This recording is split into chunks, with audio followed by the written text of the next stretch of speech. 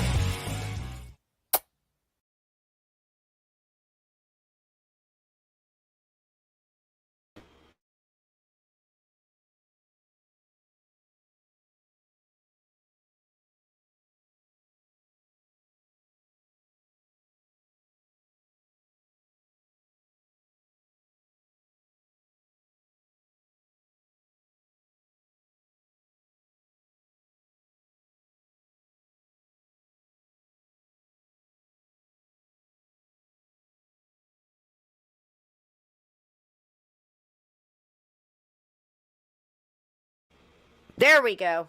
Cisco with no sound. Thank you, guys. Thank you. Thank you. So what I was going to say is I was saging, get you some of that nice smoke, and I don't know if it's hot enough for you guys out there, but can you hear me now? Are we 5-5?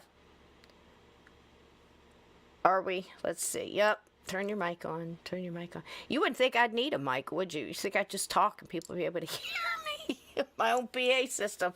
All right. So, yeah, I think Mairead might be a toasted marshmallow out there. So let's just send her a nice cool breeze collectively across the pond. You know, everybody's heating up this week, so find ways to stay nice and cool. And one of those ways is you can sit here and nice and cool, maybe in a kiddie pool or with a nice cool iced tea, or maybe a nice iced tea in a pickle jar that I have here. Why? Because it has a lid. And it works just fine for me, and it keeps things nice and cold. So I wish I had a handle. But it's not a mason jar, but it's a pickle jar. And no, it doesn't taste like pickles. It tastes like rose mint sweet tea. And I welcome every single one of you lovely people in. We had a great time last night with my co-host, Donny. Did wonderful, wonderful research. We've both been digging for months on this. So let's bring him in here. Donny, welcome in, welcome in. Hello. Hi. And we also have the wonderful and effervescent Steve Stockton. I don't know about effervescent. Have you ever been called effervescent before? I don't think so. Not unless it has a double meaning that I'm not aware of. Well, you have now. You have now. So this has been exciting. I'm M-effervescent. MF, what's that? Is that a new word? Yeah. MF. Oh, okay. Okay, kind of like the shut the fuck up kicks. I got it. That's great. I'm a little slow tonight. It's been crazy. So we're continuing on, you, guys. Donny. Like that tattoo, man. I've never seen your tattoo before. Yeah, very nice. Yeah, I've never worn a tank top on camera, but I was dying so bad of heat last night. Yeah. I was trying so hard to hide my discomfort last night on our show because it was like so hot and humid. You did a good job of it. You're cool. Here you I are. was like, oh my God, I hope people don't see how uncomfortable I am. And as Here soon you are as we shut off the making camera, I tore off my shirt and I threw it across the room. You should have done that on camera, man. I was going to say, here you are making all the old women blush and all the young girls Oh, squeal. my goodness. You know how it is. Okay. That's it. Well, I think we had Mairead was doing what did we call that, honey? Was it paranormal skinny dipping? Something was going on in the chat last night. I'm not sure. We were talking, I'm not sure. They were talking about nakedness. Okay. Yeah, paranormal skinny dipping. Something. I don't know. Is you get more ghost EVPs that way? I bet you would. I don't know. It's hard to say. Something touched me would definitely I change. mean, technically, The Bigfoot's in the meeting there news, so might get a little, yeah. Well, yeah. I don't know. All right, so we are in night 2. Now, Sandy may be joining us. She's having a storm and some tech issues. We are about to, let me tell you, a big old thunderstorm is about ready to crack loose right here. So we're who getting knows? into- Yeah, who knows what's going to happen, but we're going to go as far as and as long as we can because we're trying really hard to finish this story. Now, last night, Steve, you weren't here, but we were really digging into this Amityville from the back end outwards. So I lurked and caught a little bit of it. I was doing some other stuff, and I was listening in the background. pretty incredible stuff, huh? It is. It really is. And just when you start talking about the Butch stuff and all that, man, just has he ever told the same story twice? No. I don't think so. No. And it's really hard. I mean, it's really hard to listen to him. I listened to him just to see if anything he said matched up with some other obscure point or, just as what I see. I was reading on Rick Osuna's website today just to see if I could back up and, get pictures or whatever I could find there. And Rick was saying, as he sat in front of him, he did an interview. I did not see this one, but I was reading his transcript from it. He says, as you're sitting across from him, you see many different people sitting there. You see the abused, scared little boy. You see the, tough as nails bully. I don't want to put words in his mouth, but it was similar to, your small town hood. That could be a big deal in with the place he was at, and he said it. You feel sorry for the little boy because you know that the damage and the abuse had something to do with it, but it didn't excuse what he did. He was out and he could have, with the money and everything else, he could have been gone.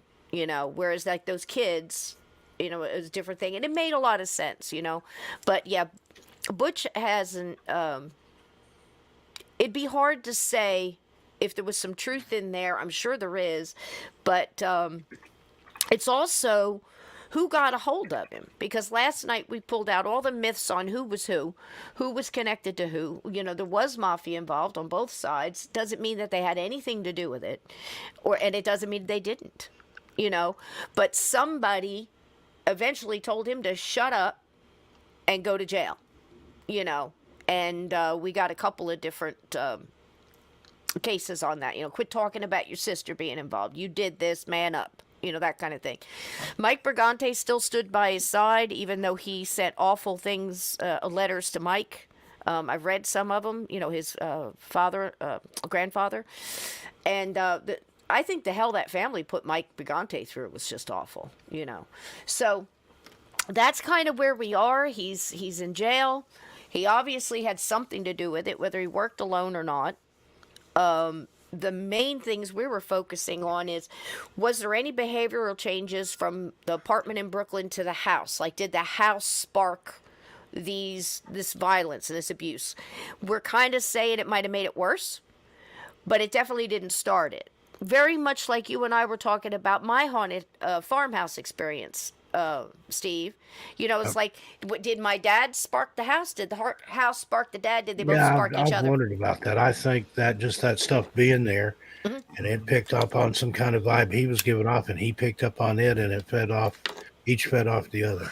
Can I offer an alternative theory as well? Sure. I think what if it was not so much the house, but it was his connection with that priest in Ontario, because it seemed like Ron DeFeo really started to suddenly decline in that year before the murder, but they were there for 9 years, and they talked about how in the earlier parts it was actually not so bad. Yeah. In the beginning. Well, there was definitely stuff. It was just after he met that priest, and he was telling him that he was psychic, and then Ron Sr. started believing he was psychic. Yeah. And that him believing that he was psychic and suffering from all that religious hysteria very suddenly. I think may have something to do with the paranormal. It very well could have. And his behavior of going in there and beating everybody in the house and then going outside at 2:00 in the morning in his underwear. Because he changed praying to these statues and stuff. That's, it definitely wasn't normal. stuff going on, right? Yeah. So we also know that. Let me say hi to a couple of people here in the chat, and then we can get started. How you doing, Yeah, Vixen Glenn, Doe? Glenn Glenn? Dandison's onto something. I was thinking the exact same way. I was thinking the priest was a reverse exorcist. Yeah, maybe. He was just I was basically thinking to the me, he was exact getting same money. thing. Yeah. He was getting money because the more money And he Ron was Senior getting paid gave from him, him. the Yeah. more gifts he got. Yeah. He was And milking them. and he was also trying to start that property and start the And then I've mafia up heard in of that Canada. too, where somebody would have somebody come in and try to cleanse their house. Maybe not even a priest, but somebody come in and smudge it, and things got worse. Things got worse. So Yeah, it's they don't know what that they're doing. that happens. Yeah. Yep, I don't know that he got whacked. Supposedly he died of natural causes in 2021, March of 2021. He did die in prison. Yeah, he Yeah, died most fairly of these recently. people we're talking about are gone. I mean, even what's her name, Geraldine and everybody. They're all passed. And the Lutzes, the George and Kathy, they're both passed. The sons are still active and popping up here and there. So, hello, Jamie. Welcome in. Aunt Edna, how Hey, you Jamie doing? Bailey, good to see you. I Just hope saw you're you feeling over great. on a couple other streams I was in on. I heard from Lala too. She's going to be here in a couple weeks with us, Steve. Yeah, She's that's going to be awesome. on that. Yep. So, yeah, I mean, there's a lot of things. A lot of people were surprised by some of the info they heard. And basically, our job isn't to convince you one way or the other. It's to give you all the facts that we could come up with, our ideas, our opinions, and then you decide. Because my main thing is for 50 years, just like Bigfoot and everything else, I keep hearing people say stuff like, well, it couldn't have happened. The whole Indian thing can't be possible that Hans Holzer said. And I'm not for or against what he said. I'm just reporting it. Because somebody said it was the Shinnecock Indians. And then some people said, well, it was the Manasquan Indians. No, it was the Lenape Indians. No, it was the Delaware Indians. Well, here, I'm going to tell you right now, 3 of those are all Lenape. There's so many different names for the same tribe. So I wanted to kind of dispel that a little bit. I want to bring in a little bit of Hans Holzer. And Donny, you wanted to tell a little bit about the police corruption and the trial, because there's been plenty of... That was most of the book. Right. That Well, was most we of the can book. give the highlights Yeah. of it, because the facts are, some people feel like, including Rick Asuna, from what I read from his website, and I believe in the book as well, he thought that he didn't get a fair trial. Now, I'm not saying he didn't do it. I'm going to say it again. But it's possible he had help. If the father got out of that bed and got in the hallway, and that the crime scene photos are correct and he got shot there, actually, it was more like blood splatter that you would have if your lung was pierced and you're bubbling, you're spitting up blood, you're coughing. That was the kind of blood it was. Made a lot of sense to me.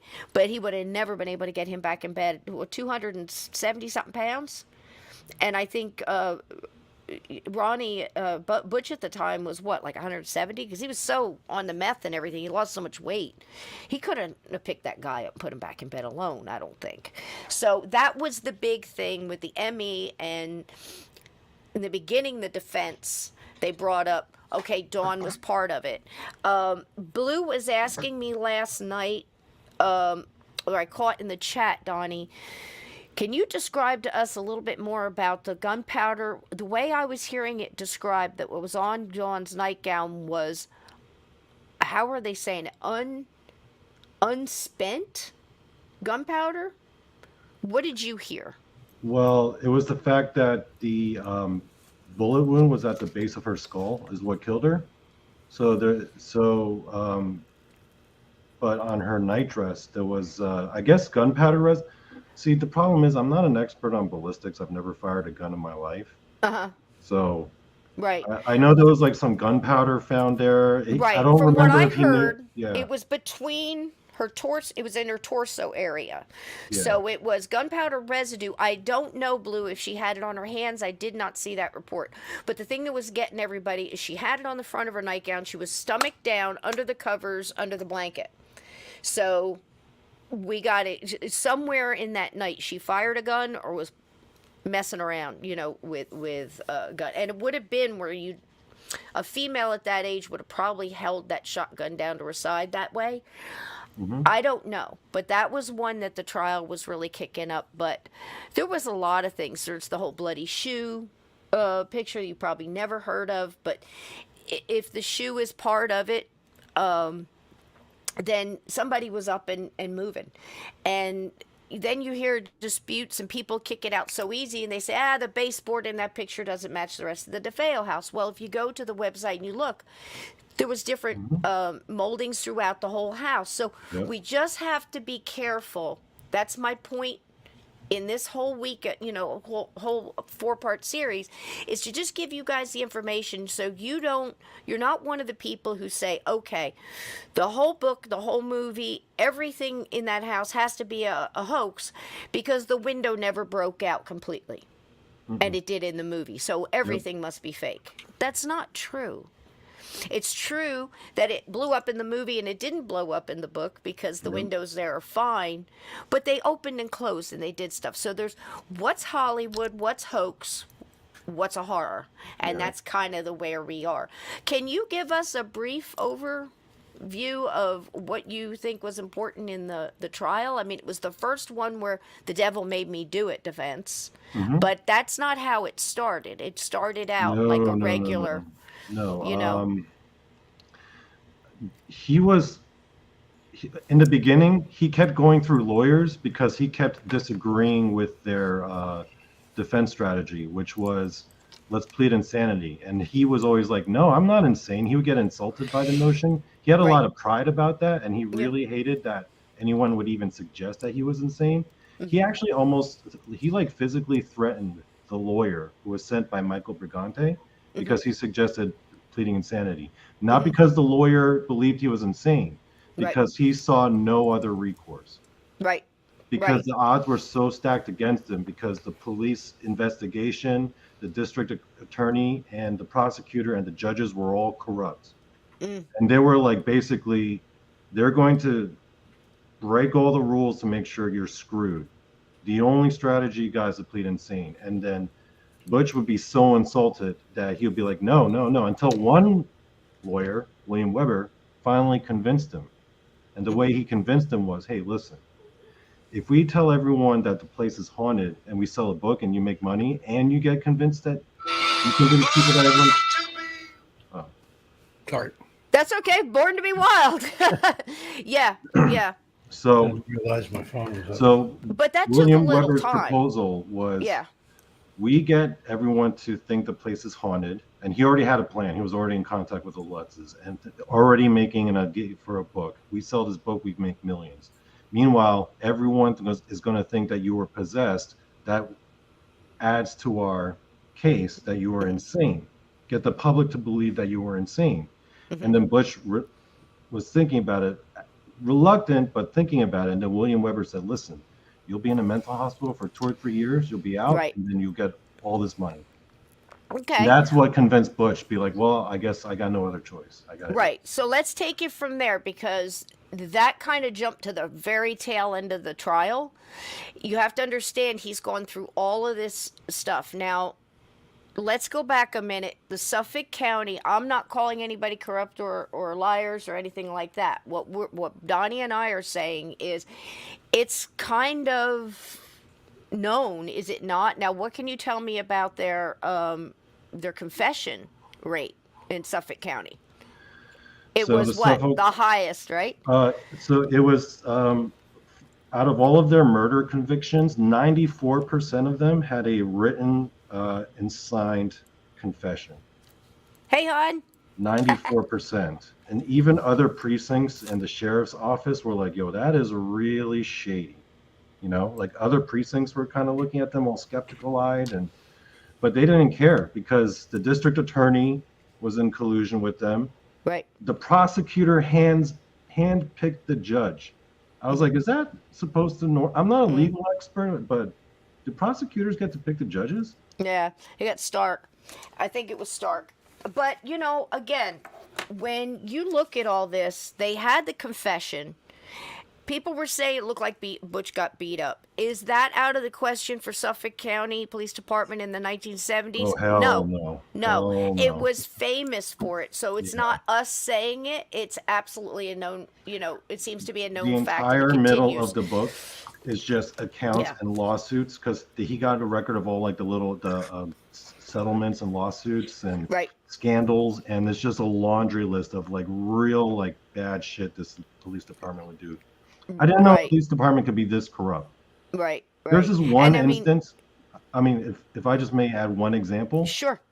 they had a woman strip searched for a $15 ticket, and I guess who the strip searchers were? All men. Yeah. Yeah. I mean, this is the Yeah. kind of stuff that they would do. It's pretty awful. So if you guys hear that there was corruption and that he may not have gotten a fair trial and all that stuff, I believe that to be true. However, I don't think he was innocent. No, And no, the he way- wasn't innocent. No. Right. And again, the picture I had up there was Rick Osuna. And, I don't know this guy from Adam, but he did do quite a bit of research. He's got a lot of documents. And everything is right there. The boy did his homework. Yeah. The boy did his And homework. then so did Ryan Cumberbund that we were talking about last night. I thought it was so That's a funny. good- I could not think of his name, and it was Benedict Cumbersnatch. No, that's not it. That's not it, is it? Is it close? Am I close? Cisco, we got to make a new rule that if you're struggling with the person's name, just say Kevin Bacon. Just Kevin, but yeah, poor Just Kevin Kevin. Bacon. So Just Kevin Bacon. right. So Yeah. now the whole thing with Weber, he finally got Weber. I don't want to jump to the end yet, but with Weber, he was talking to him, and he was dipping his toes on the insanity thing, because Yeah. again, He was on the fence. right. Whoever So, got him on the fence. Let's Yeah. put it this way: if they threw out the kids and Dawn, he says, "I shot my parents, I shot Dawn, I didn't kill the kids," he'd still be doing life. Yeah. Okay, so Yeah. it's just that if there was somebody else involved, they got away with it. Yeah. Not Dawn, but if Yeah. there was somebody else. And I'm not 100% sure, but it does look like it could have been. Now, Donnie, you said something last night about, is it Bobby Kelso? That said he had Bobby the flashlight? Bobby Kelsky with the military flashlight. Yeah. Yeah. And I was coming across some pictures just looking to see if I could back up, what to have on tonight. Found this. Look at there. That's the military flashlight Bobby Kelsky threw on the love seat next to the parents' bedroom when he freaked out after they finally killed Yeah. Louise. And, So now yeah. I didn't go looking for it. It just happened to be in a bunch of pictures in the crime scene photos of the house because I was looking at the molding, and that popped up. So, again, like I said, what does that prove? It doesn't prove anything, but it does back up something somebody said. Mm-hmm.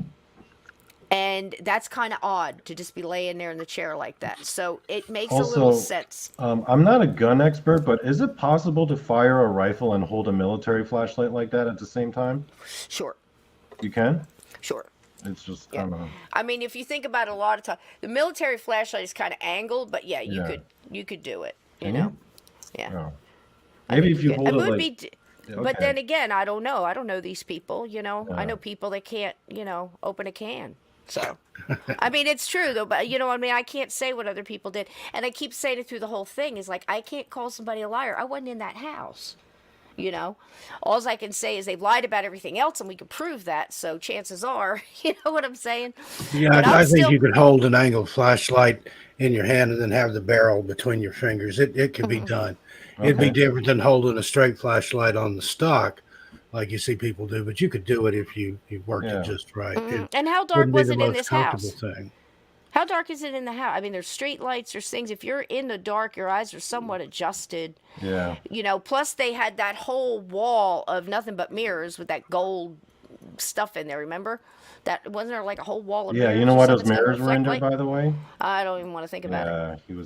Monsignor was a bit of a perv, if you know what No, I mean. I don't want. Yeah. Okay.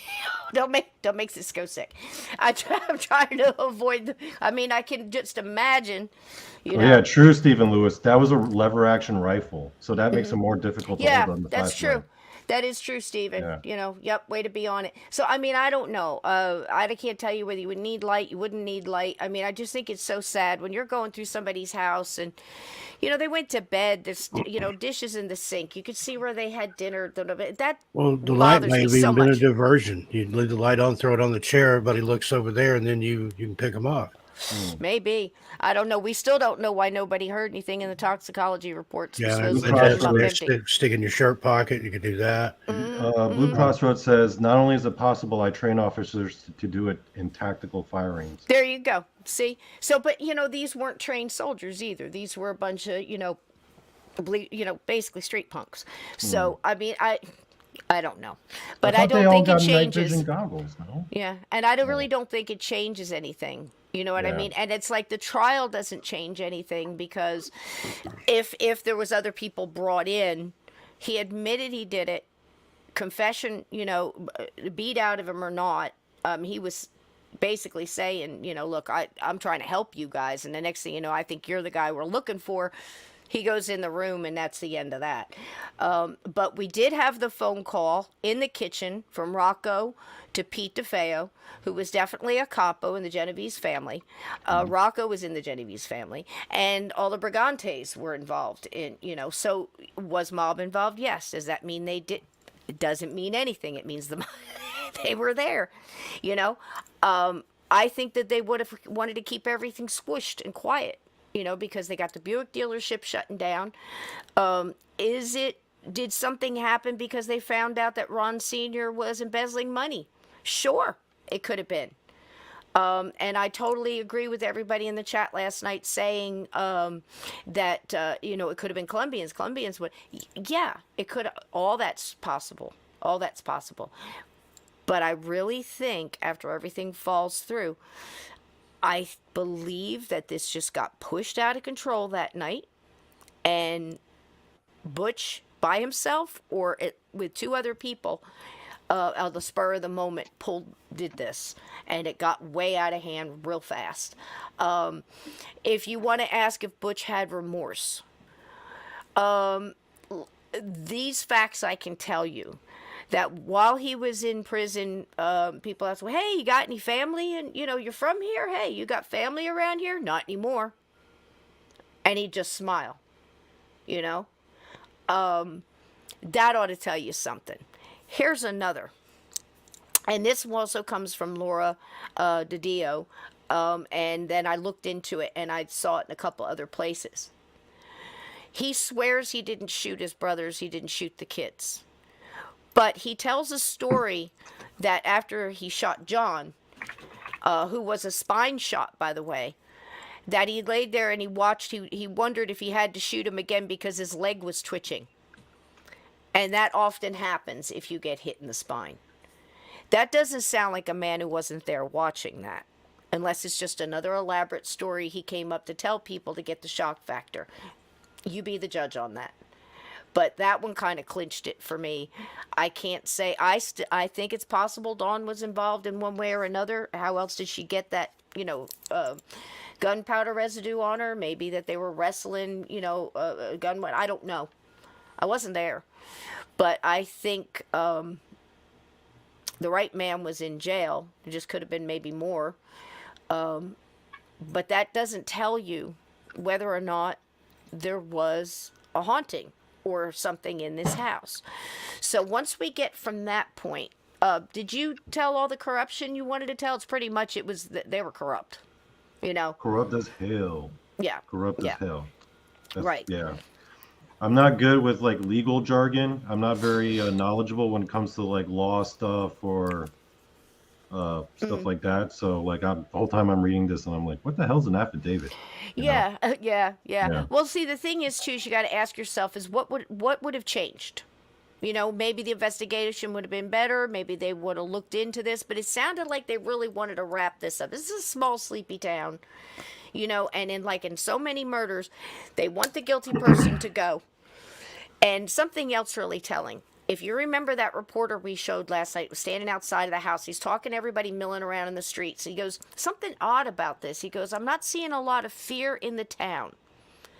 Such as they're feared that now somebody's going to come for them. Yeah. It all seems that they all understand it was all in the family. It was Now, all that kind of should tied tell up you a like a lot. nice little ribbon.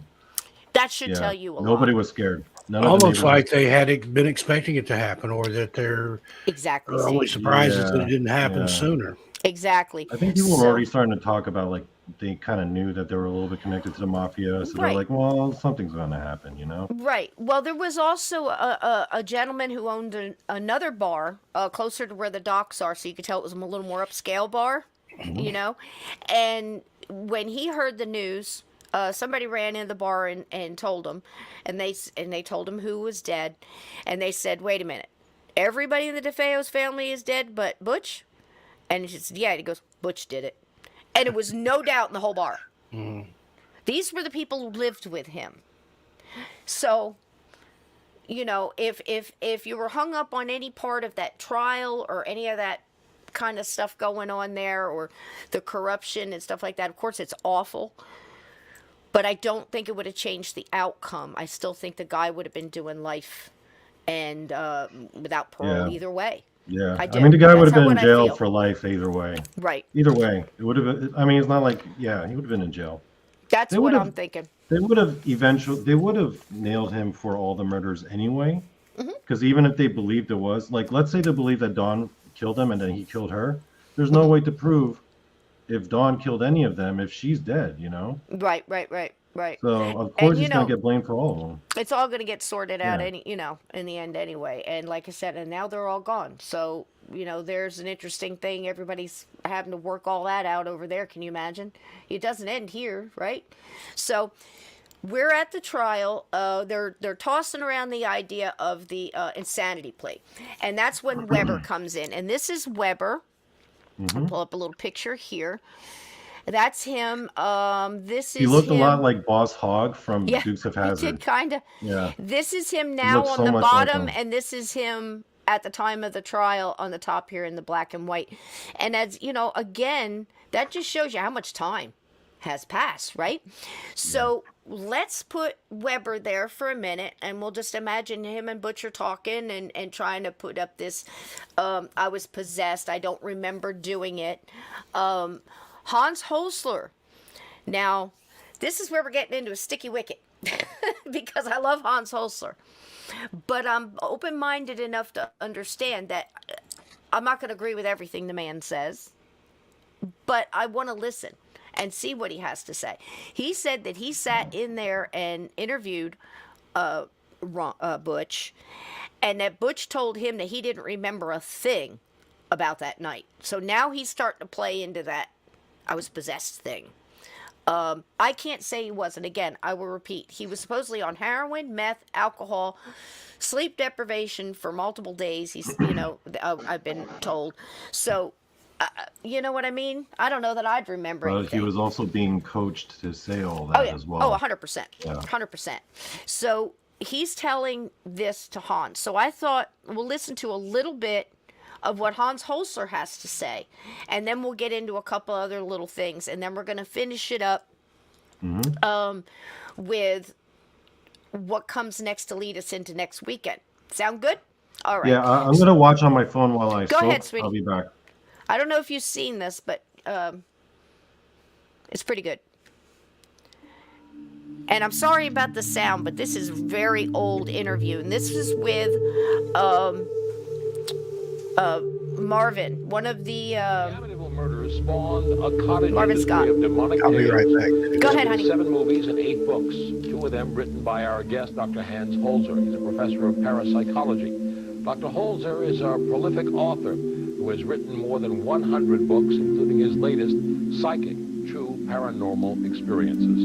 Dr. Holzer, thank you so much for joining us. You watched that report with great interest, and you were shaking your head quite frequently. Oh, well, Did you refute a lot of the things that were said in that report? Well, I guess it's not actually a horror story. It's just a horrible story, because I always like fiction and non-fiction separate. Though what I've seen here, of course, I've heard before.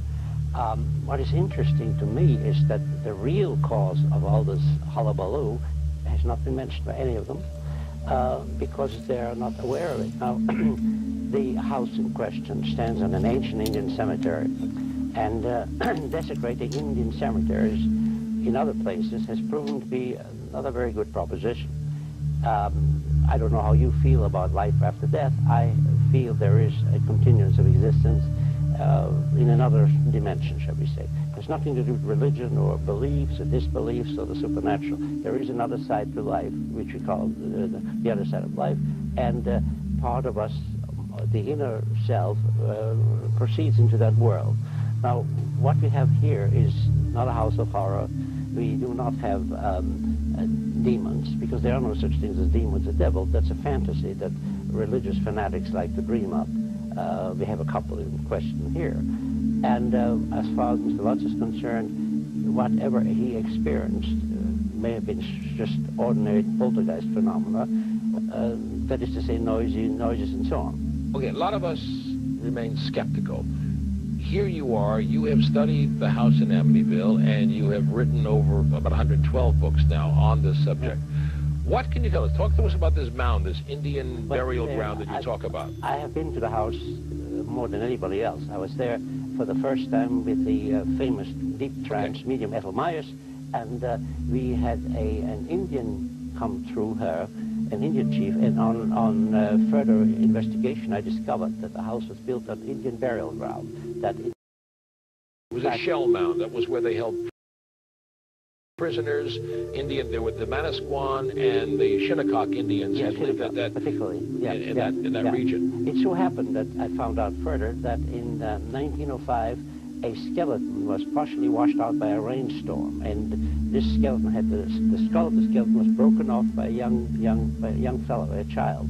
And from that moment on, phenomena started to happen in the house. Now, explain, if you will, Dr. Holzer, how did the fact that there was a cemetery that you say existed there, how would that create these strange occurrences? Because, again, you may feel otherwise about life after death and continuous of existence, but assuming that there is, and I know from the evidence I have accumulated over 30 years, the Indian chief whose skeleton was being desecrated wasn't amused by it. And if you're somebody knocked off your block, you wouldn't particularly like it either. And apparently somebody did, played football with it, and that aroused the Indian to a warpath against anybody living in the house.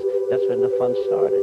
There was another house on that spot. Let me quote, please, from William Lauder. He's the director of the Amityville Historical Society, directly on your point about a burial ground. It's totally nonsense, he says. There was no cemetery or sacred ground there. It is a shame to prolong and keep this myth going. It's only for monetary gain. Anyone who believes it is a victim. It's a shameful intrusion upon reason and totally devoid of any foundation in fact.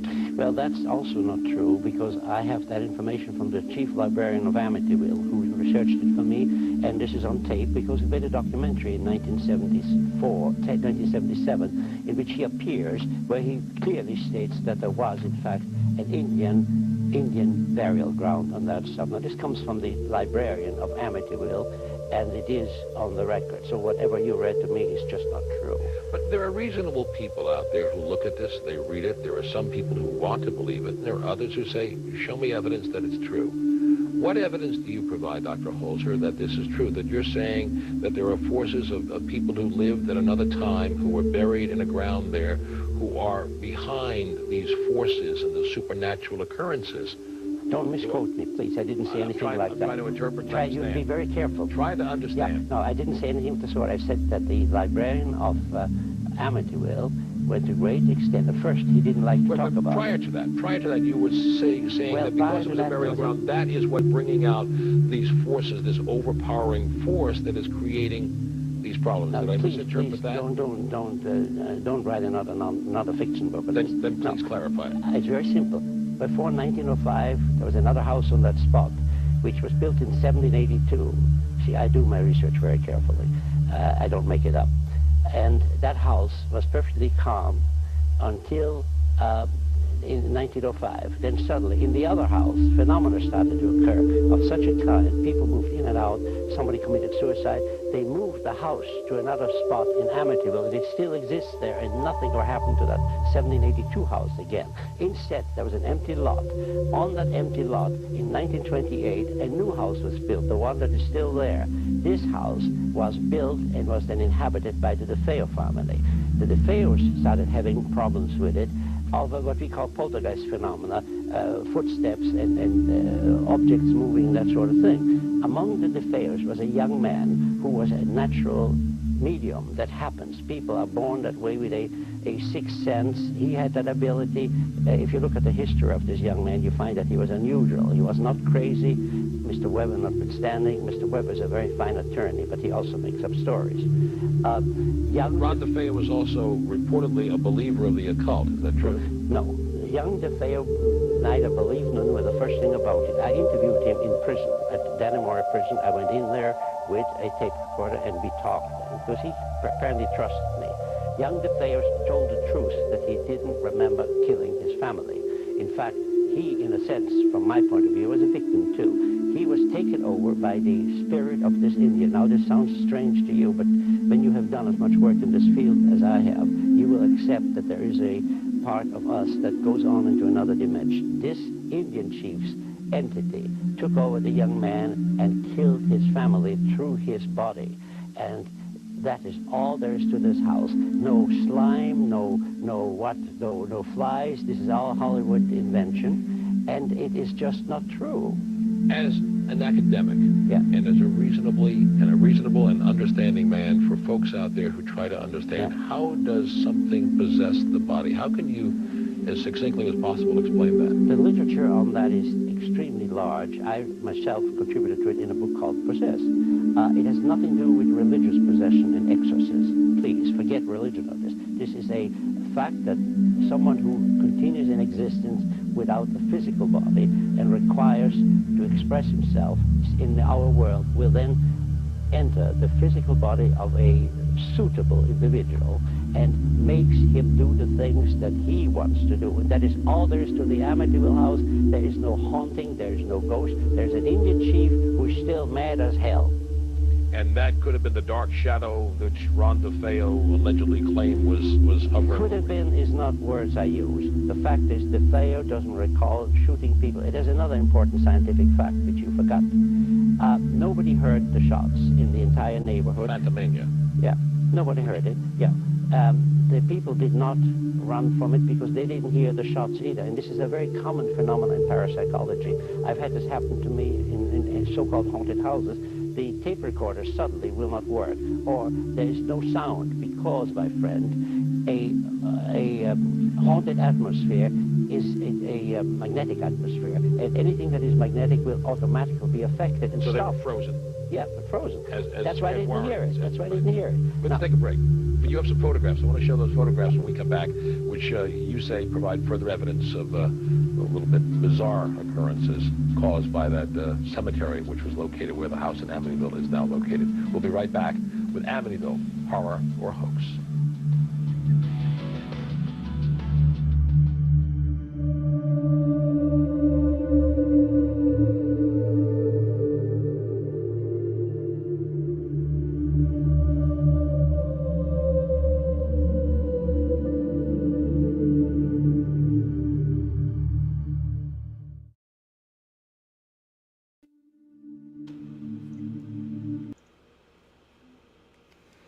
Okay, I'm back. Sorry about the music, guys. Once it got in there, I couldn't get it out. It's in the vid, so I couldn't. Ted's go. She's turning up. If I could have turned it down, I would have. I promise you. It was that or just not watch it, and there was too much good stuff in there. So, what did we hear him say?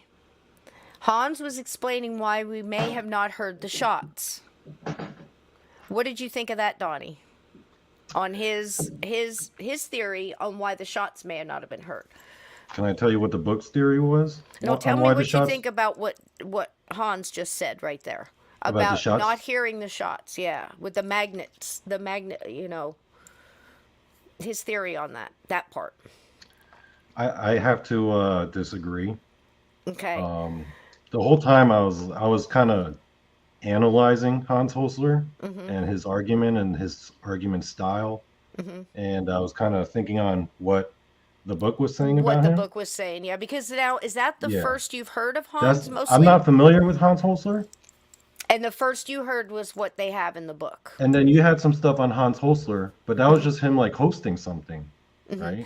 Well, yeah, and he was a terrific paranormal investigator that I got started on very early when I was like 11.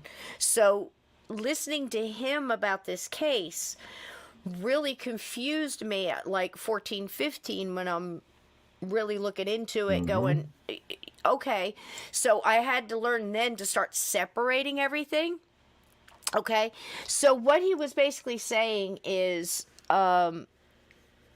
it's a paranormal phenomenon that if there's a lot of paranormal activity, like basically sucking the energy out of the atmosphere, it could almost freeze or silence something momentarily. It's not the first time I've heard it, and I don't disagree with him. I'm not saying that that's what did it. I'm saying it's another theory. That's where I am. Can I address something Go that ahead.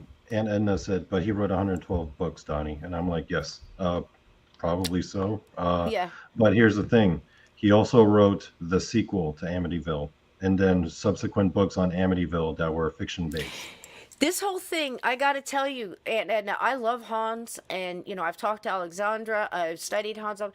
For some reason, around this Amityville thing, I really have to listen to him carefully and wonder what's going on. And remember, last night I was honest, and I said that Laura Didido said that the Warrens only asked for gas and tolls, and Hans asked to be paid. She didn't elaborate how much. She didn't seem astonished by it. She just didn't have it because the station is only going to give you so much expense, and when they said gas and tolls, she says that I can do. So obviously it was more than gas and tolls. That's all I got.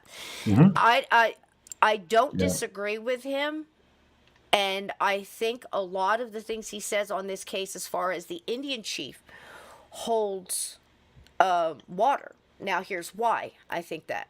I do know a lot about Hans Holzer. I'm no expert, but 50 years of studying somebody.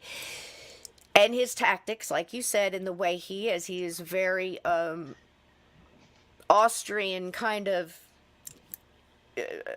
stick to it, you know what I mean? He's just very direct, very profound when he speaks, and that's where he speaks to the spirits, and he usually goes with Ethel Myers or Sybil Leek was another.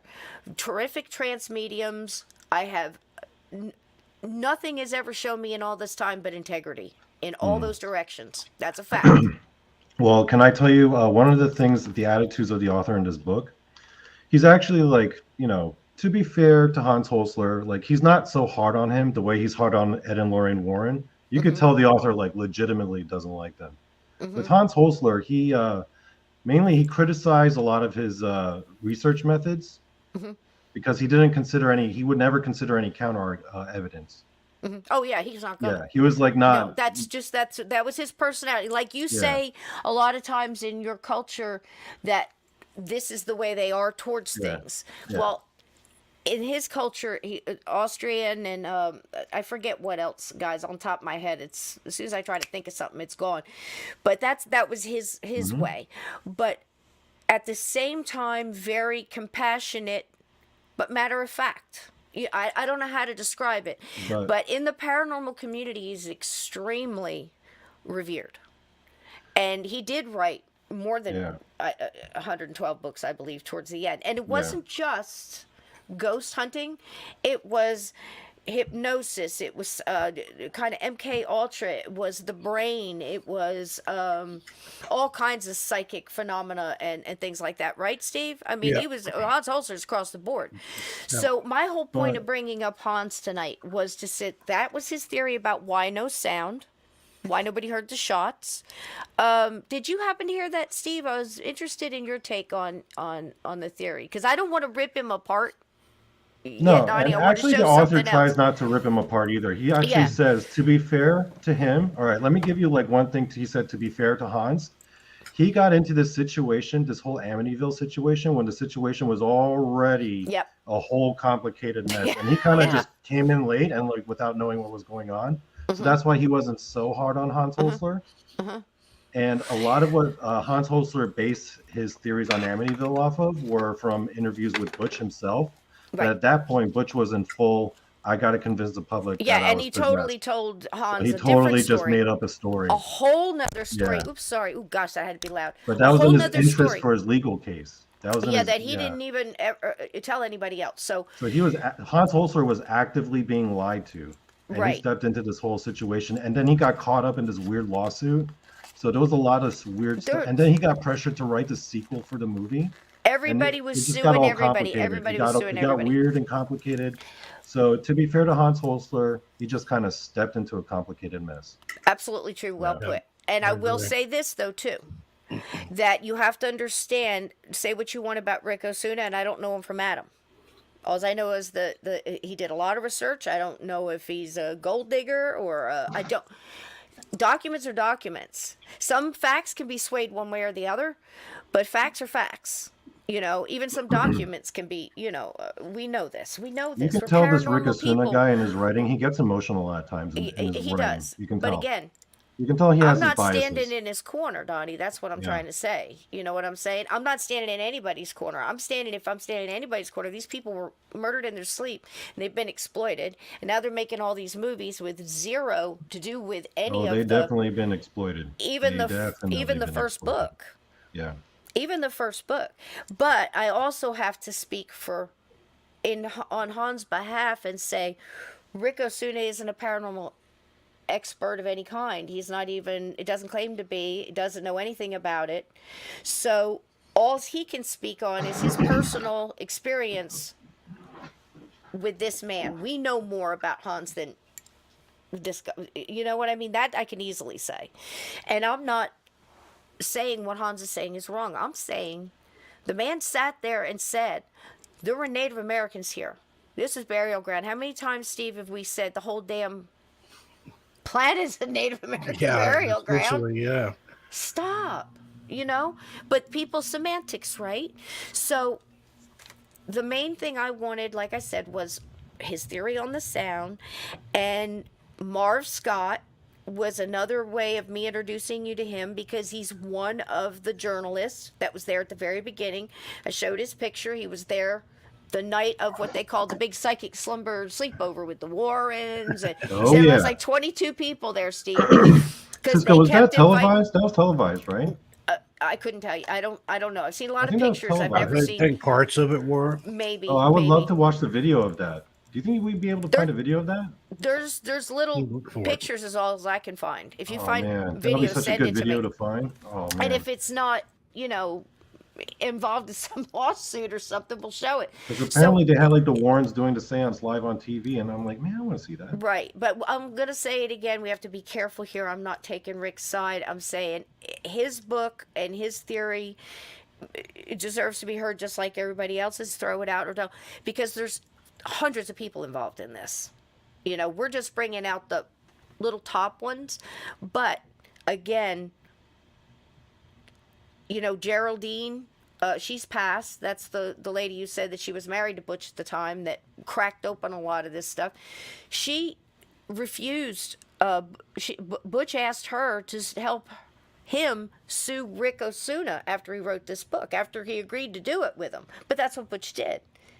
He just turned around and sue somebody. What else? He had nothing but time. He's sitting in And jail. she That's all he refused- does all day. But she refused to do it. So that shows something, that shows integrity. And she probably could have used the money. So little things like that kind of tell you. Hans doesn't have to do any of that with me. I've had 50 years with him, and he's just a brilliant man, but did what was going on in his world at the time that he's saying this. So Can I? I found a little research. Wait, Donnie. I found a little research that backs up, because Marv Scott, I don't want you to take him wrong either. He's just a journalist. He's going to push both sides of the envelope. He's kept his integrity pretty much through this whole thing too, Steve. Right along with those other two. And that's out of hundreds of people, those are the only few I can pull out, right?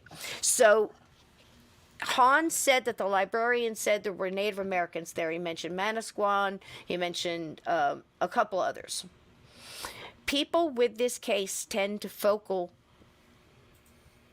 pinpoint and get stuck on one piece of information and throw everything else out. Well, I wanted to show you a little something tonight that you damn skippy we were in Long Island and Staten Island and all up and down the coast. And so, Steve, what did you think about it up to this far? As far as with Hans? Like you guys said, it's a mess. There's so many hands in the pie, so many opinions, so much going on. Some people that are known hoaxers, some people that may be with the best intentions in mind, yet easily fooled by some of the stuff that's going on. It was a lot of smoke and mirrors and half-truths, and then Butch telling all these stories and lawsuits flying, book deals, movie deals, a lot of money moving around. It's just the integrity of the whole thing was compromised, I think. It's just a whole big mess. Right. It was a big mess. Right. Now let me yeah, man, it is. But I can back up Hans a little bit. Here, let's watch this real quick. It's 2 minutes. Isn't it kind of fitting that the Go sorry, ahead. I was just gonna say, isn't it kind of fitting that the messiest paranormal story would be in Long Island? And I'm like, yeah, that sounds right. I don't know what you Right mean by outside that, New York Donny. City, like right outside Brooklyn, on Long I have Island. no clue. You The have any messiest clue what he's paranormal saying there, story. Steve? I'm I like, don't know yeah, what that he's kind saying. of makes sense. I don't know what you're Well, look but at some of the other stuff in there. Berkowitz, Mhm. Son of Sam, all that was in roughly the same. He was in Yonkers, I think. But And Blue Messy. Bird told me Alec Baldwin comes from Long Island, so No, he I'll comes just from let that sit Amityville. right Alec there. Baldwin was born in Oh, Amityville. I looked that up. let's just let that sit right there. Yeah. Okay, so okay, now let's see. Do you think there might have been Native Americans in Long Island, Staten Island, and Gee, along the East Coast? there Let's could have find been, out maybe. together. Let's find out together. Oop, man, I'm messing this up. Good, hold on. And I'm really sorry about the music, guys. Sometimes it hit or miss with me. You know, just really appreciate it when it goes well. So for the hard times, you know what I'm saying?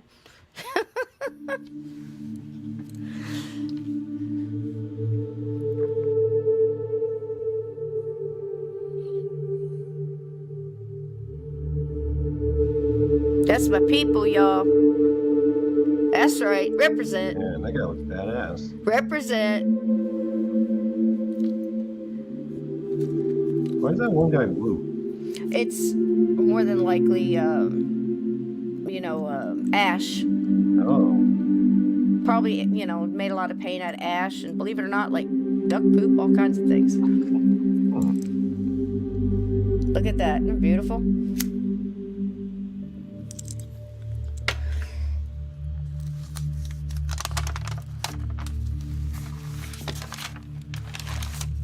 See that map? That's where we were. All that beige. A small stretch of coastline along the central part of New Jersey had once been called Manitasquahan by the Native American people. It meant island door or point at the top. The English pronunciation would become Manasquan.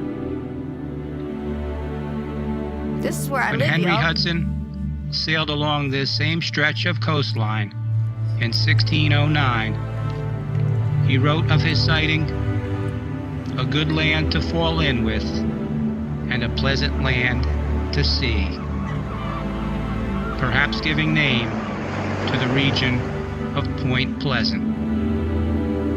That's where I was born.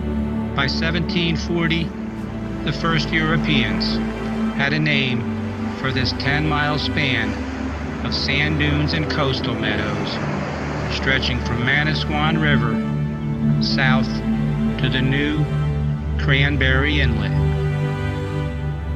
They called it Squan Beach.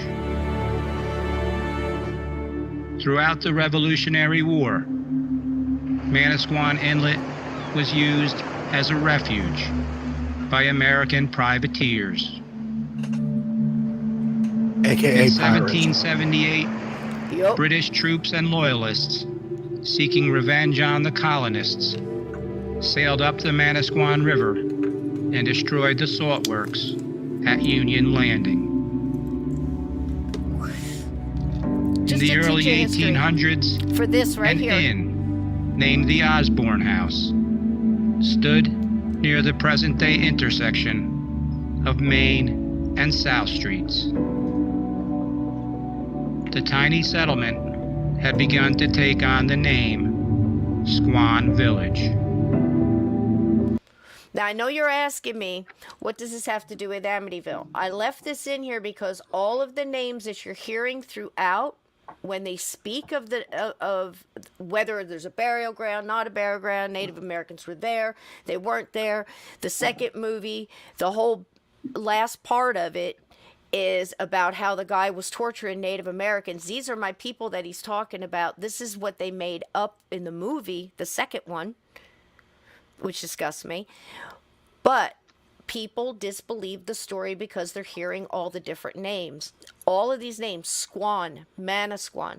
This is where I was born in Point Pleasant. I live right here on that little beach inlet that you just saw. And the Osborne Hotel, I'm an Osborne.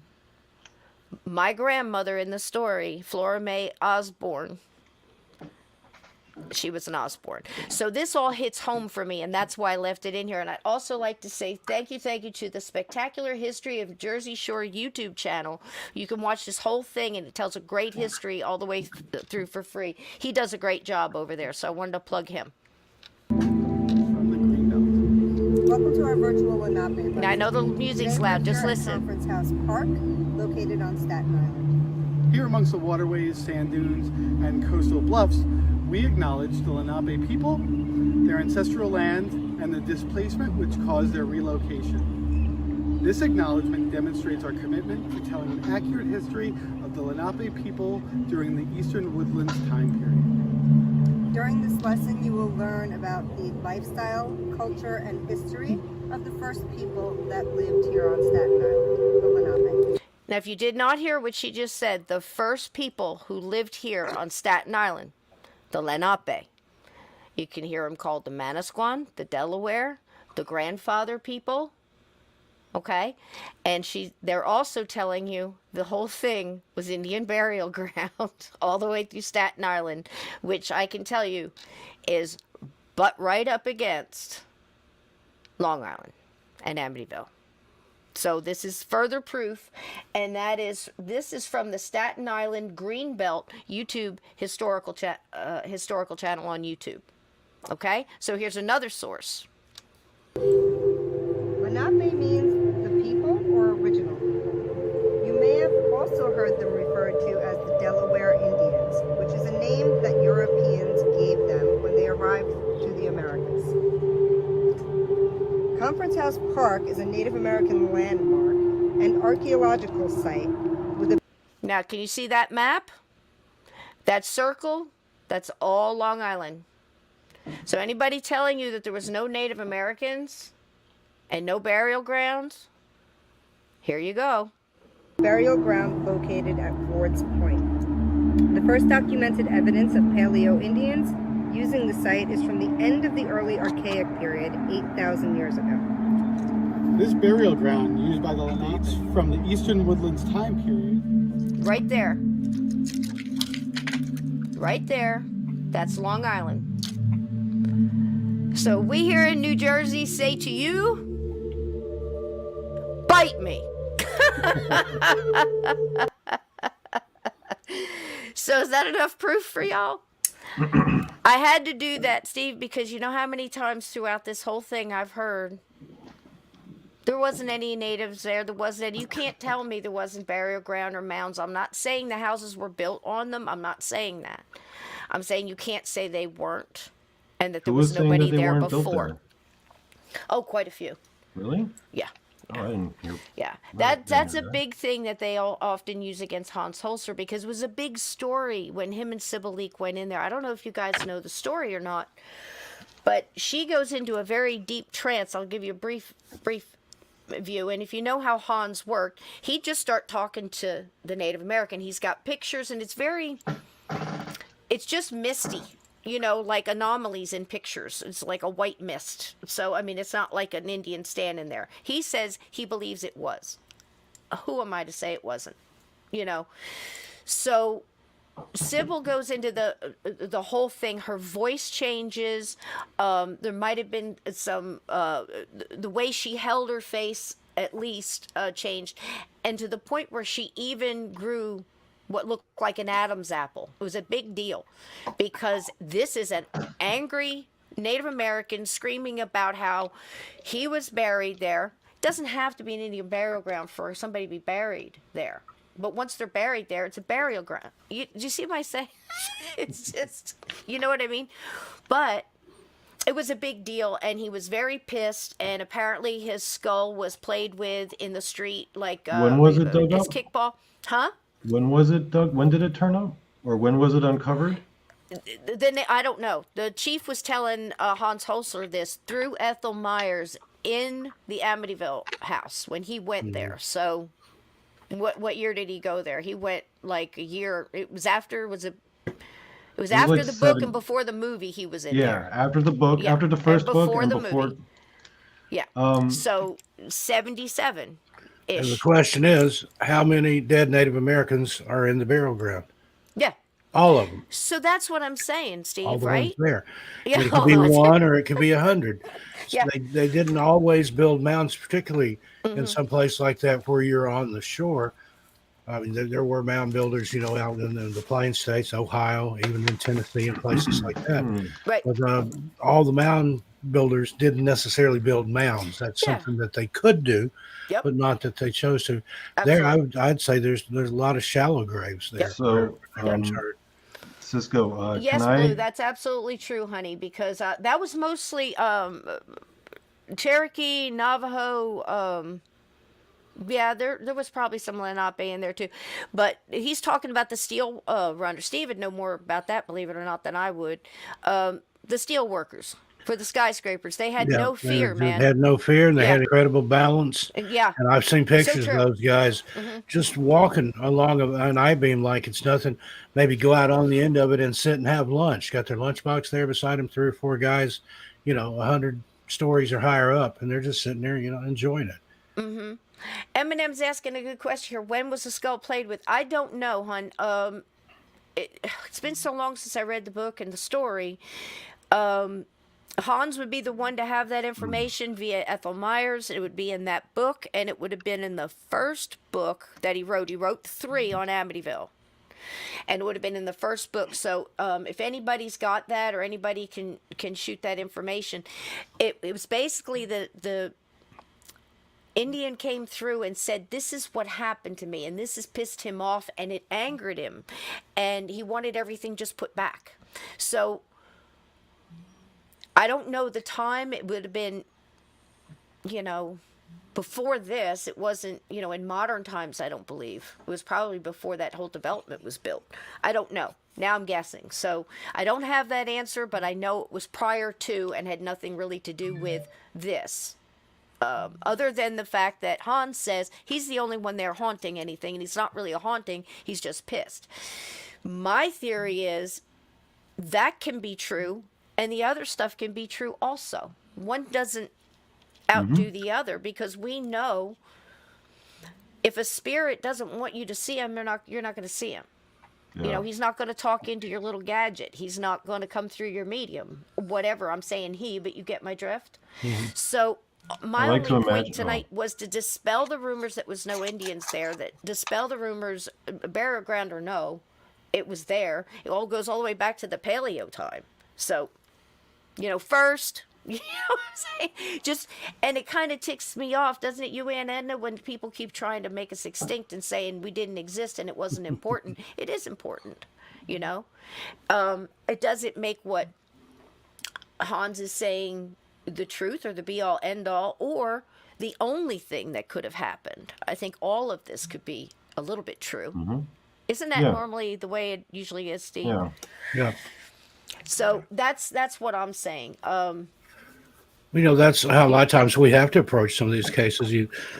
take a little bit from here, a little bit from there, and just try to make your own truth out of it So that's absolutely based true. on the facts and things that other people have uncovered. I don't think any one person has all the answers or the perfect theory, but you can build it from pieces of others.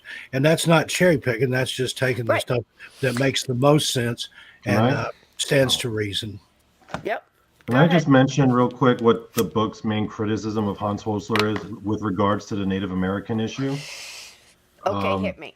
Was that number one, Hans Holzer got the tribe wrong because he said it was that area of Amityville was a Shinnecook insane asylum. And his Yep. point of contention was the Shinnecook were further east on the island. They weren't there. That was Lenape land. And Mm-hmm. secondly, the Shinnecook Indians, they don't do insane asylums. They don't just dump their infirm or insane like that. That's like shows like a lack of understanding of their culture, right? Right. He acknowledges that, and he says that there were Lenape burial mounds found a quarter mile away. It was Right. just that Hans Holzer was like grossly inaccurate and irresponsible about like which Native American tribe it was. Right. Why Well, see, it was that's the there. thing too. A lot of people get everything mixed up, and that's why I played you that little video because we were known. I mean, I just did like the top 5 or 6 different names. So I've seen people argue semantics on Manasquan, no Delaware. No, wait, that's the same tribe. You see what I'm saying? So I'm just trying to throw that out there and go, look at things differently, different vantage points, maybe back up. I think the Shinnecook were different people. Yeah, but see, the thing is we all stem from the same. So there's going to be some culture that's similar, some, this is, I can't say that somebody didn't have a place where they kept people that maybe were infirmed or might have been out of it or wounded in some way. I can't say that's not true. And I can't say definite no tribe would do that because I know how much we're misunderstood. So a person not understanding the culture and the people, it wouldn't be the first, let me just say, it wouldn't be the first time we were taken wrong and gotten wrong. So I look at that whole thing as, back and forth with that. He should have just understood that different paranormal events can all exist at the same time, and one does not make another less true by existing. This is a bigger subject. We have to think that it's possible energy in that house, whether it came from pissed off Native Americans or elementals or just other human beings. Energy has effect. Can I ask both of you a question, actually? Did you read the second book? Not the first book. There was the Amityville 2, the sequel book. Did you read that book? I did when it originally came out. So I there's did. been a lot of water under That's the the one bridge. that Hans Holzer wrote, right? The Yeah. Murder Right. in Amityville? Yeah, and again, like I said, he did some things in this case that kind of boggled my mind even back then, and they still do, but that doesn't dispel all of his other works to me. Do you see what I'm saying? I would never Yeah. throw the baby out I with think the he just bathwater. caught up in this one and, with the grandstanding and some of the wild claims and stuff. He wanted to stand out. I think, went out on a limb with some stuff, just kind of take a chance, Right. because a lot of those researchers, they want to be the first one to discover something or to write about something or say something. Right. And just And sometimes just that trying to do it too fast, it can cause you to err. Yep. Just And I don't because- disagree with what he said either. I think Right. it could have happened and could have been part of it. Well, that was his experience of it. Right. Maybe that Indian did appear to him and nobody else. Who knows? Who's Exactly. to say? This is what I'm saying, man. Because Hans is just too right on for too many years, for too long, and well respected by me. And all I'm saying is, again, one doesn't knock out the other. No, we have it to doesn't. also bring in the fact that it's possible they were possessed, like Donny said. I don't think Dawn was possessed. I think she was a 18-year-old girl who wanted to get the hell out of that house. She had a boyfriend in Florida. She wanted out. She had an abusive dad that wouldn't let her go. I mean, there were so many aspects to this case. Go ahead, Donnie. And I'm going And to play just the next because one. you question the merit of one work doesn't mean you necessarily question Right. all of that individual's work. Maybe Right, he just right. had a one bad, really crappy bullshit case that he got sucked into, but that doesn't discredit all of his other work. It's just you could just That's true. discredit one work without having to Yeah, you and can I don't make that discredit separation. this. Yeah. And I don't discredit this. I don't understand the whole thing. Well, he really got into the whole Dawn thing and stuff like that. Again, I don't understand. I wasn't there. But that's what you get with this case. You got 100 people all at each other's throats. And they're missing the point. They're either saying it's a hoax or a horror. And I'm saying it's possible there's a little of both here. And I'm still with Steve. It's like you're the first prom dress I tried on, Steve. Because I'm going to come around. I guarantee I'm going to get that dress. Because you know what you said 2 weeks ago. Something happened in that house. Yeah. You know what I mean?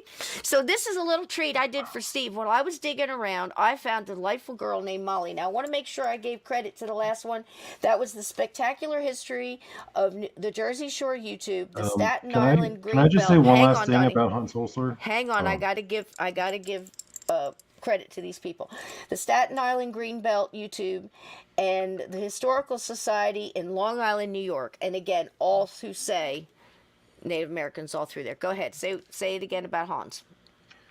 The author of this book also mentioned that Hans Holzer wrote in his book on Amityville, I guess was supposed to be the sequel book. Mm-hmm. He wrote that Dawn and Butch were having an incestuous relationship. Yeah. And then Butch was like, "What?" Mm-hmm. And then I think that was so egregious to him personally. That was the point where he decided, okay, none of this paranormal bullshit anymore. Right. Yeah. Because they made a was part movie of it. implying that he was having sexual relations with his own sister. Honey, they've done a lot. He That's was why that I'm real That strict. was one of the rumors. Yep. There was Holzer even wrote that. one rumor that she helped him kill the others. Yep. And that's what we were why saying she last had night, yeah. the gunpowder residue on her hands. Mm-hmm. Mm-hmm. And Absolutely, man. So, I mean, again, who So knows? much. It's so much and so long ago. Mm-hmm. And basically everybody's dead now. And I don't think we'll ever have the full true story. It's all Right. conjecture and juxtaposition and Mhm. trying to figure out who was the least liar, I guess. Well, That's that's true. Somewhere in here is the damn truth. I keep saying it's like the paranormal JFK assassination. It truly is, and they all Yeah. go at each other this way. And some people are stern. Like, I was talking to somebody famous. I won't say his name now. You all heard the interviews, but I'm talking to him. I'm going, listen, why can't y'all guys get in the same room and just understand that all these things can be true at once? It's not this one's a liar because he doesn't agree with you and this and that. And that's what this case is like to me. That's how I am. It's like UFO people and Bigfoot people get together and want to beat the crap at each other. Do I have that Yeah. right? Or Is maybe it's the Bigfoot a natural UFOs and the creature or is Mothman it people. supernatural? Oh no, the supernatural Right. people are fighting the natural people. And if we just agree that a lot of this stuff could be simultaneously true at the same time, wrapped in a lot of BS, then we might be getting somewhere. So anyway, I found this lovely girl. Her name is Molly Keenan. And she does a little historical talk. Now, it was cute for me because she was in -1 high school when she did this, which is right around the corner from me. And again, named after my people, just another name for Lenape. And she did a really terrific job. And she was one of the ones I was looking into to get back up on what we just talked about, and she too agrees with everybody else on the whole where we were and being in Staten Island and Long Island. But she is with the Keenan Medical Group, and it is on YouTube. So I have a little excerpt here from her, but I think she did a bang-up job. But the whole reason I pulled this out was absolutely just sheer sugar for Steve, because you won't believe what I found, my love. Look what little Molly pulled up. So it's a short Roll little that video. beautiful bean footage. Little short video. Wait till you see this. This is right up Steve's alley, and I mean the dark one. Oh, Here I'm we curious about this one. go. Here we go.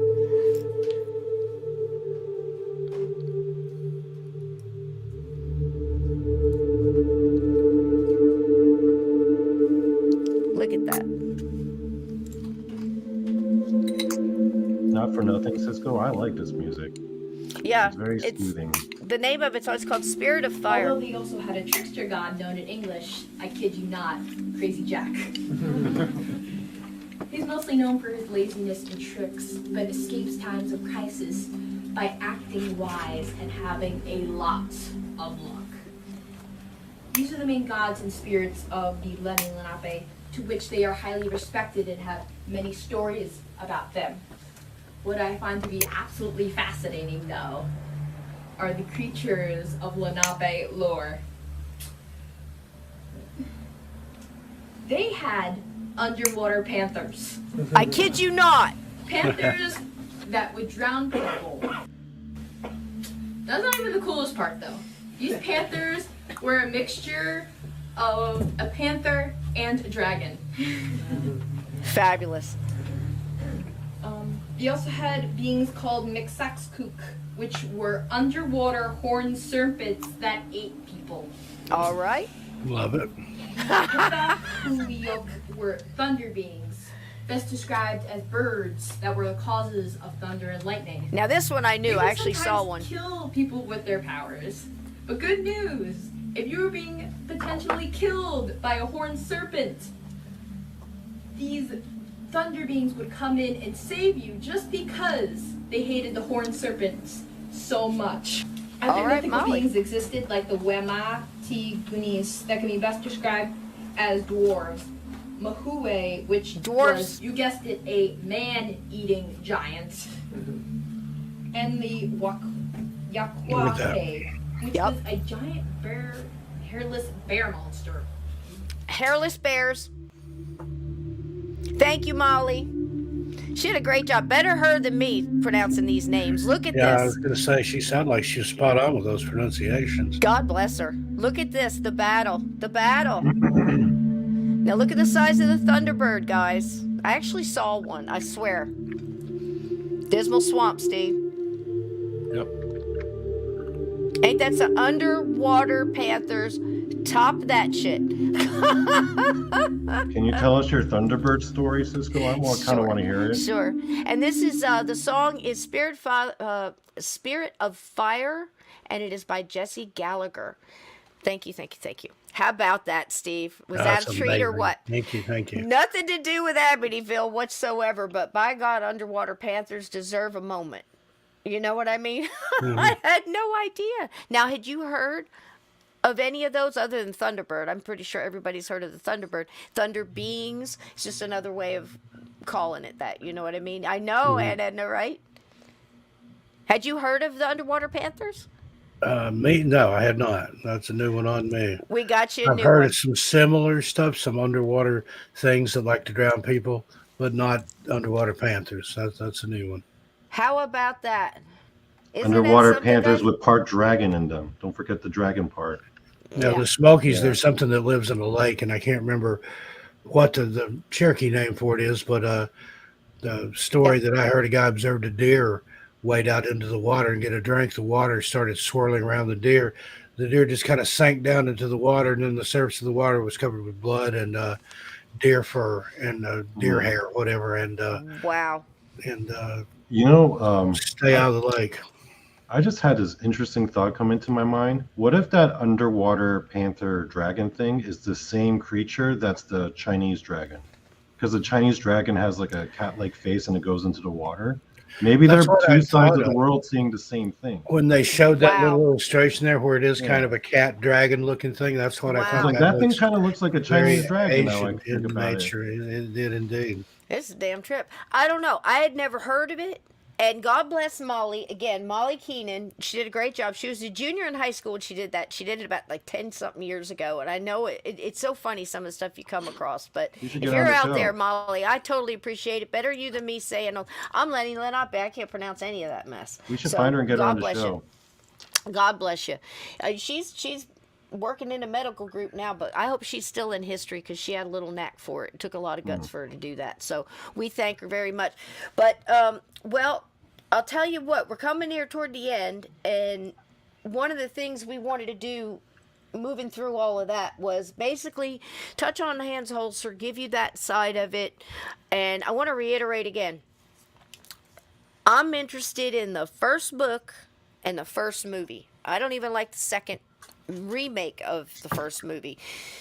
Anything after that appears to me to be garbage. Donny was sending me pictures, posters today. I Oh, told yeah, I you saw ad a nauseum ridiculous last one. night how sick it makes me that people are exploiting these people that got killed. If there wasn't a market for it, they wouldn't be doing it. You know, you could put Amityville on, probably a bag of horse Lunch, put manure it on and it would sell. lunchboxes. And it would sell.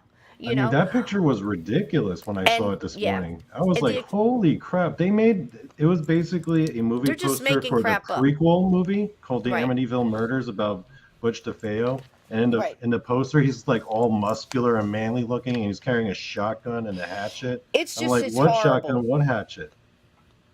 Yeah. You know? They take one little thing and they run with it. Another one they did was the Ketchums. And I wanted to show you that before we got out of here. And I got one more thing for y'all here.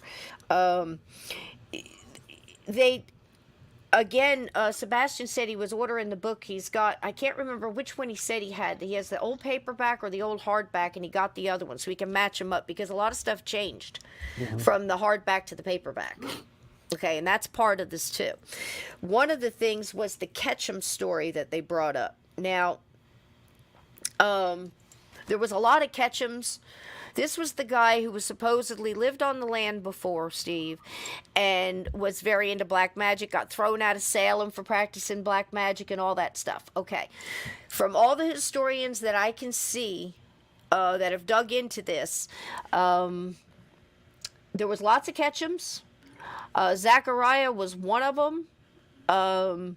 Nobody could document whether they were into witchcraft or anything else. I thought I had a picture for you. I guess I don't. But the main thing is there's Ketchum Avenue and everything else. So don't be swayed by people showing you there's a street named after him. This is the guy who had the land, who did black magic. He's the one in the second movie that they said was torturing Native Americans in the Red Room. Okay, and just exploited and made things up out of whole cloth. You got to look for that in this because a lot of the stuff you've heard for decades has been made up out of nothing. Okay, there's no documentation that says anybody was thrown out of Salem. The street's named after another Ketchum. There's tombstones there in the history. Now, I think there's a possibility why people in Amityville wouldn't want to say there was an Indian burial ground there. Why would you think? Property Expensive values. homes. Yeah, property values. Of course, Nobody wants to live in an Indian burial ground. Look at all the movies. I mean, how many times has that trope been used in a horror movie? Mm-hmm. And what it's done to the town. Poltergeist at the end when Yep. Joe Beth Williams is in the swimming pool. And those are real skeletons that they use. And she didn't know it until afterwards. And a lot of people take that stuff seriously, too. So it would drive down to property values, yeah. It would, and it does, but having the house there, they changed the house number, they changed the windows and everything else because people won't stop coming there. And I got to say that it makes me wince a little bit, when I see a kid on YouTube who's got picture. I'm standing in front of the Amityville house and he's driving by. 175,000 views. Yeah, it was way back in sometime in the 80s, one of those news programs like 2020, and they were talking about the real Amityville horror. Of course, I turned in, and they were talking to the people that lived there at that time, and they were saying, yeah, there's people racing up and down the roads, trying to get in the yard, trying to pull pieces off the house, getting dirt out of the yard, screaming, tearing up and down the street in hot rods at all hours of the night. They said that was the real Amityville horror. They were the ones that had the windows removed to make it a little less iconic. But they said they had never seen or experienced anything there, that it was just a nice house that they loved. But the living hell was from all the sightseers and looky-loos and souvenir collectors. 100%, so you my can friend. imagine. 100%. He's right. And not only that, I'm telling you, Steve has more psychic abilities than you'll ever know. Because guess what's up next, Steve? That dadgum video you just telling me about. That's Incredible ran a special. That's Incredible? Okay. Yep. Right after I all of this starts busted out. He's on the screen. I spoiled your surprise, but I'm like, I got the vid. That's so funny. Because I wanted to be, look, I'm trying to be honest here. I'm not putting up people that I agree with or I put up disagree. I'm telling you both sides of everything because you're deciding. So you really need to see this too. This is what these poor people are going through. Now, I will say before I play, this is the Cromedies. I haven't seen this since it originally aired. I know, it's so good. It's so old and rickety, but, I hope the music isn't loud. I hope there is no music. I don't know, but we'll see. We're going through it anyway. We're powering through because there are no knobs. There are no knobs. But, yeah, and it still goes on to this day. Early 80s, might have even been in the 70s, but it was the 70s. I remember seeing it on TV. Right, because this was right after the movie. The Cromedies were still there, and I think they were there a couple of years. They kept saying nothing's going on but human beings messing with them, and here's why.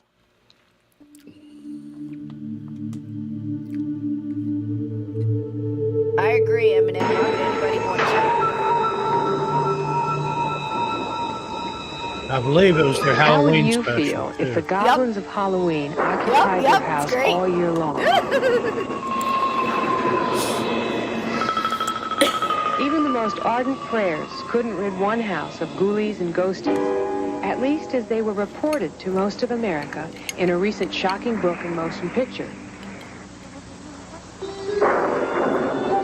I know that voice, but I can't place it. I believe it's Kathy Lee Crosby, but I'm not sure. Oh, okay. The unexplainable and Whoever it was, her terrifying or became Sarah commonplace Patel. in the House of Horror. But that's incredible, right?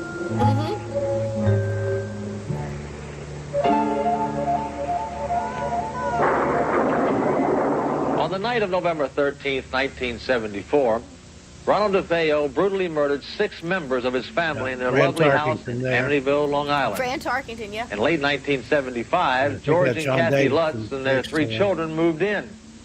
A month later, they moved out. And They it is claimed Kathy they'd Lee experienced a Crosby. horrifying period of demonic possession. The house stood empty for a long time. After all, why would anybody want to call such a ghost-plagued house home? Jim Cromartie and his family bought and moved into the house. Let him tell you why. I've had hair. uncles and aunts of mine who have played in this house as children, John Davis. played in this house myself as a child. There's no doubt about the tragedy that took place. To be very honest, the reason we bought the house at the time I remember that was lady it was a- standing there with her arms crossed. It was a good buy. So pissed off. We love the house. It is a beautiful house, and we really felt that once we moved in, we changed the number, we repainted it, and we made it a beautiful part of the community again. We really thought everything would just go away. We never dreamt what would take place here. The fame of the Amityville house brought the gawkers, the tourists, and the traffic jammers. To this day.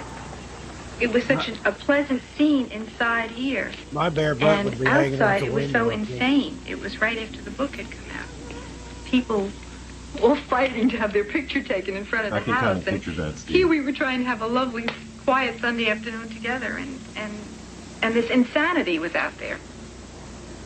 When they came, they literally, on Christmas Eve, attacked the house. And You know, if I owned that house, I would 3 just start cars. charging admission. One car drove all over the front lawn. Turn it into a museum. Another one Charge, watched yeah. for the police, and the other Town won't group, let 'em. all men about 20 to 25, I guess. The other groups Private just stood out social on the front club. porch and urinated all over it on Christmas Eve. The normally law-abiding Pissing on the community porch, faced Christmas new Eve. police problems. Merry Christmas. Amityville Police Sergeant Pat Camarada. One occasion, after the Lutzes moved I out, just put it on Airbnb. a man came to the house in a van with 6 goats, and he wanted the goats to eat the grass to chase the evil spirits away. So we have a lot of cuckoos. One of the police officers saw 2 young couples outside of the building. One of the girls was in hysterics, more or less. And the policeman figured maybe he could help her, and he asked her what the trouble was. She told him she had vibrations, and she was all upset because of the house. And, he told her, you should not buy the house, you buy the yacht club, and she turned it off just like that. As a result of the story of Lutz's 28-day stay, this small piece of Long Island real estate gained an international reputation. The Amityville Horror told the Lutz's story, and in a way created a legend. There are some people, particularly the Cromarties, who are highly skeptical of the incident. For example, it's written, Quote, January 13th. Amityville was hit by another storm of hurricane strength. Sleet was pelting all of Long Island. It's a very simple thing to write to the National Weather Bureau down in Washington and ask for the weather on the dates that coincide with the book. And they will see for themselves that none of the weather coincides. Not one day, not one What is that guy snowflake, wearing? What is not that one shirt raindrop. he's wearing? Quote, December 29th. Father Mancuso could no longer ignore the red splotches in the palms of his hands, nor the excruciating pain he felt when he touched the sore spots. As far as the priest goes, he testified in federal court in Brooklyn in October, I think it was. Right. That he had only come to this house once to bless it. As far as the rest of the book goes, none of it was true. He did not have any of the afflictions on his hands and the sores and the stench and anything that was mentioned either in the book or in the movie. None of that was true, and this is under oath in federal court. Donnie, that's a Transcript of the polyester trial does not all over reflect the print denial shirt by the that's popular priest. with men In back fact, no specific mention is made of Wide sores and lapels, afflictions you wore that that he under your suffered, leisure either suit. pro or con. I kind of want one. If you guys didn't hear that, they were saying that that was never said in court. And I can tell you the only thing I know about that was Laura DiDio came back years later and said that she met with the priest and he stood by it, which is one of the things that confuses me, because if he was slapped in the face and he was told to get out, and that part is true, she said none of the fly thing or anything like that, and he said he was sick. And that he didn't state that in the trial. He said that the archdiocese was making him shut up a lot. So I don't know what to believe there. Your guess is as good as mine. But they're trying to dispel here the things that happened in the book and the movie that they're saying didn't happen. Again, if the window didn't blow, it doesn't mean the whole thing is a lie. It could be a lie. But one thing does not count out everything, is I guess the point we're trying to make. Film audiences were led to believe that a window shattered. This is the window. You can see that it's exactly the same as it has been for the last 51 years. The house was built in 1928. There's all the old paint, the old putty. Nothing's been disturbed. Perfectly innocent windows. This is the original banister. In the book, it was supposed to have been torn out of its hinges and completely demolished or something. As you can see, it is the original banister. It's been here, This is like so everything else, creepy 50 and years, sad to me for some reason. and it's still You know? in perfect condition. Why are they in this house? Quote, January 2nd. Holding his nose, George forced open the paneling and shone his flashlight around the red painted walls. This validates everything you said, Steve. It backed up everything you said. Watch what's coming next. The stench of human excrement was heavy in the confined space. It formed a choking fog. My name is Patty Camarado. I was friends with Allison DeFeo, the girl who was murdered with the rest I of her believe family that's the girl here I in met at the lake. 1974. Yep, there you go. This I'm going to show you is the mysterious red room that's so noted for in the book. This door. She they told the say same was never exact here, story. Was Yep. here, Well, you actually is met here, that girl? always will be here, I suppose. This I is the met red someone on room. the lake in Tennessee that told Nothing the same more than a exact storage story. area where Allison She'd and her been in brothers the and I house used to that she keep used to toys. play in the red room. Yep. There's your red room, you know, guys. There's never any feeling of spirit presence or ghosts or any sort of thing like that. It's just a play area. Used to keep toys. There you go, Steve. Nothing more than Smack that. on. Put a few more years on her. I'm pretty sure that was her. This is the door of our home. In the book, it became a 250-pound door, which was completely blown out of its frame and off its hinges. As you can see, it's the original door, solid as a rock, immovable, and quite innocent. Lady, get out We of just that hope house. that sooner or later we're going to knock a complete hole in this charade that's been created, and hope that we can just Good luck, get man. back to living a normal life again. Not have to worry about when we come home at night that there are 30 people in the yard. That maybe we'll have to call the police again to give them a break, to give the neighbors a break. Its reputation to this day has bedeviled the Cromartys, who are clearly convinced there are no ghosts or demons or ghouls or rattling chains I or hope he bloody at least has screams. a fence. But would you live in this house? Live in this house. Wow. That's the first time I've seen that since it aired. Is that not? It's incredible, isn't it? That's incredible. That's incredible, man. How about that? All right. So there you go, Steve. I mean, I saw that and I just said, "Oh my goodness, that backs up everything Steve said." You said like you put a couple years on it. Might have been the girl you met. I believe it's her because the There's same the red exact room. story. She knew them, the kids. She played in the basement. She talked about going in the red room. That was where they kept their toys. Yep. And There she you go, said and it's just a little room under the stairs with some paint in it. that was this. Yep, and that was the scariest thing. And I heard that where the red paint came from. Apparently, there was some sale, Ronnie on red paint. He bought a bunch of it and wanted to get the kids to paint the basement. And the only reason he bought the red paint was because it was the only one on sale, and he wanted to save money. And he made all the kids paint it. So that's where the red room comes from. So is it just something else they took in Hollywood and just bent it all wackadoodle out of shape? So is there some truth in this story somewhere? We've dispelled a couple of things, but that doesn't make everything untrue. I still think something happened there. Something like I happened said in that before, house, Steve. I stand beside that. Me too. Something paranormal, something strange did go on there. I believe it's Yep. been embellished. It's been added to. It's a thing of legend. It's Yep. a fish story. Every Yep. person that tells it, every time Bigger, it gets bigger. told, the fish gets bigger and bigger and bigger. But Absolutely. something did go down there. I have no doubt. Yeah, I think so too. And like I said last After night, I the would be murders. shocked I mean, with bad enough that there was a That- multiple murder there where the guy Yep. killed his whole family.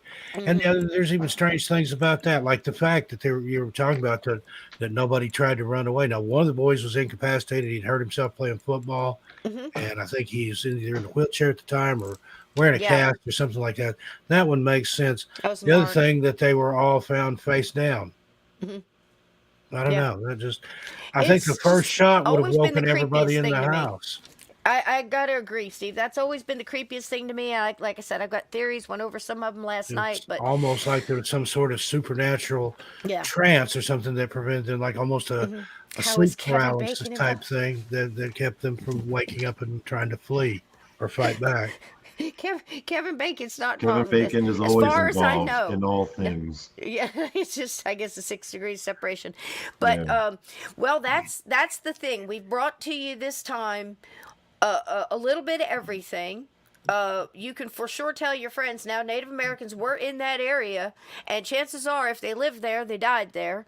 What does that mean? I don't know. But you can't let people tell you that they weren't there. Okay? And that's what happens with this, like very much like JFK. Can I give my own personal theory On what? on what's been going on in Amityville? Yeah, you might want to save that one for next weekend. Oh 'cause no, we it's a were gonna- simple one. It's Okay, it's a go cute ahead. little one. Oh, okay. While all this was going on, like everything at the house with Amityville and all this hoopla over it, somewhere across the street, there's a spirit of a Native American chief just kind of sitting there looking at all this and being like, God damn. Causing chaos. Yeah. But again, the similar thing happened in a development not far from where I was in Alabama, and they built all these homes. We knew there was going to be a problem because there'd been so much that's happened on that land, massacres and things like this, and my family can vouch for me on this. As I'm watching them build, I'm like, it's not going to be good. It's not going to be good. They're sold because they're a great price. Sold. Year later, for sale. Well, now you're And talking I'm about just Kevin laughing, Bacon. going, He wasn't involved with Amityville in any way, but he is in a film called You Should Have Left. Which Now, was there a you go. damn good movie, Yeah. by the way. Well, that'd be advice If you for guys the hadn't Lutzes. seen that, I was surprised by that. It was actually pretty good. It's a little bit different of a some ghost his movie. movies are Yeah. pretty good stuff. Yep, absolutely, man. There Well, you I'll go. tell you what, you're A stretch, not far. but not any more than any of the other Amityville connections Right. and legends and things. We connected Kevin Bacon to the Amityville horror.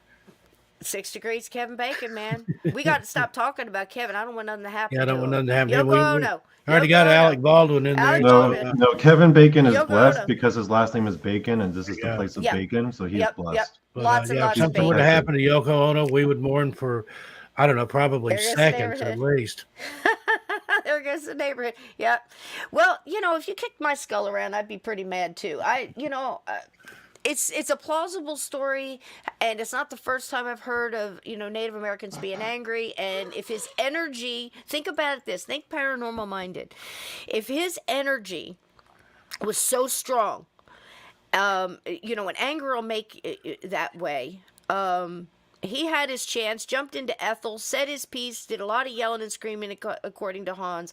Hans is there with his Austrian, stick-to-itiveness that some people, didn't get from him, or kind of were off put by, but he got stuff done, man. He had a style. But you think about it, what Native American isn't pissed off at the way they've been treated?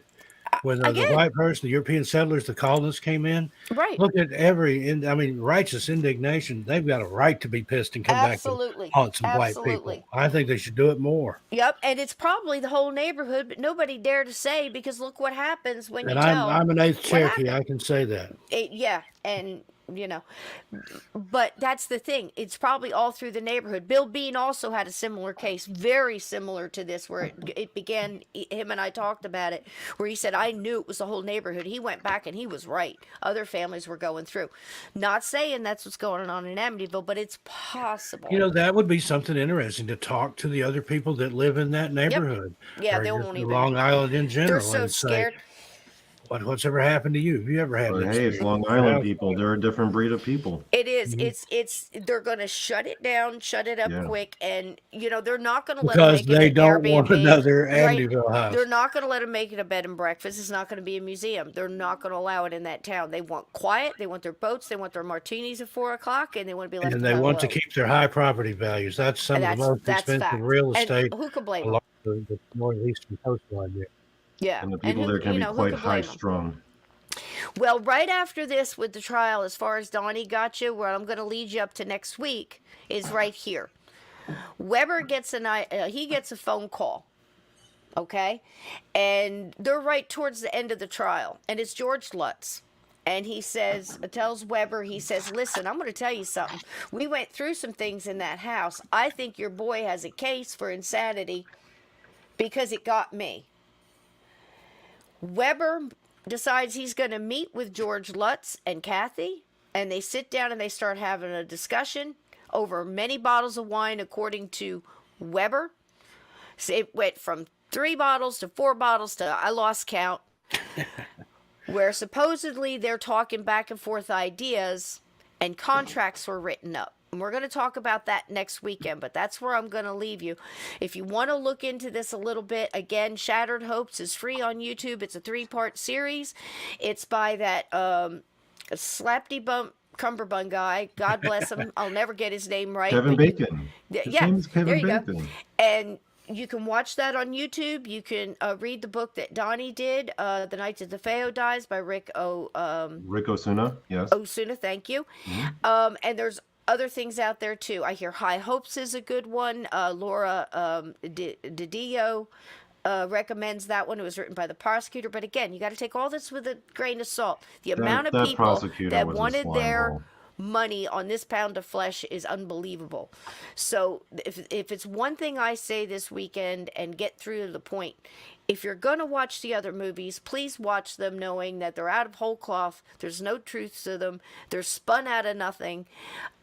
Because that's exactly, they'll focus on one thing and then blow it all up. It's going to give you a real skewed version, very much like we said last night when Stephen King wrote 11/22/63, and Jim Mars was mad because people are going to think Oswald did it alone again. So we're way past all that. So you guys discern. There's some information. Yeah. What do you guys want to say in finishing? If anybody's game, I've got some Amityville jokes that were popular back in the day. Yes, please. Let's go for it.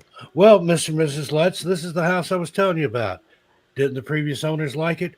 Oh, yes, they loved it to death. Oh, my gosh. A waterfront house with 15 rooms, 2 baths, and a guest house, and you're only asking $15,000 for it? Okay, so it's a bit high. You can have it for $10,000. I told you this was a strange house.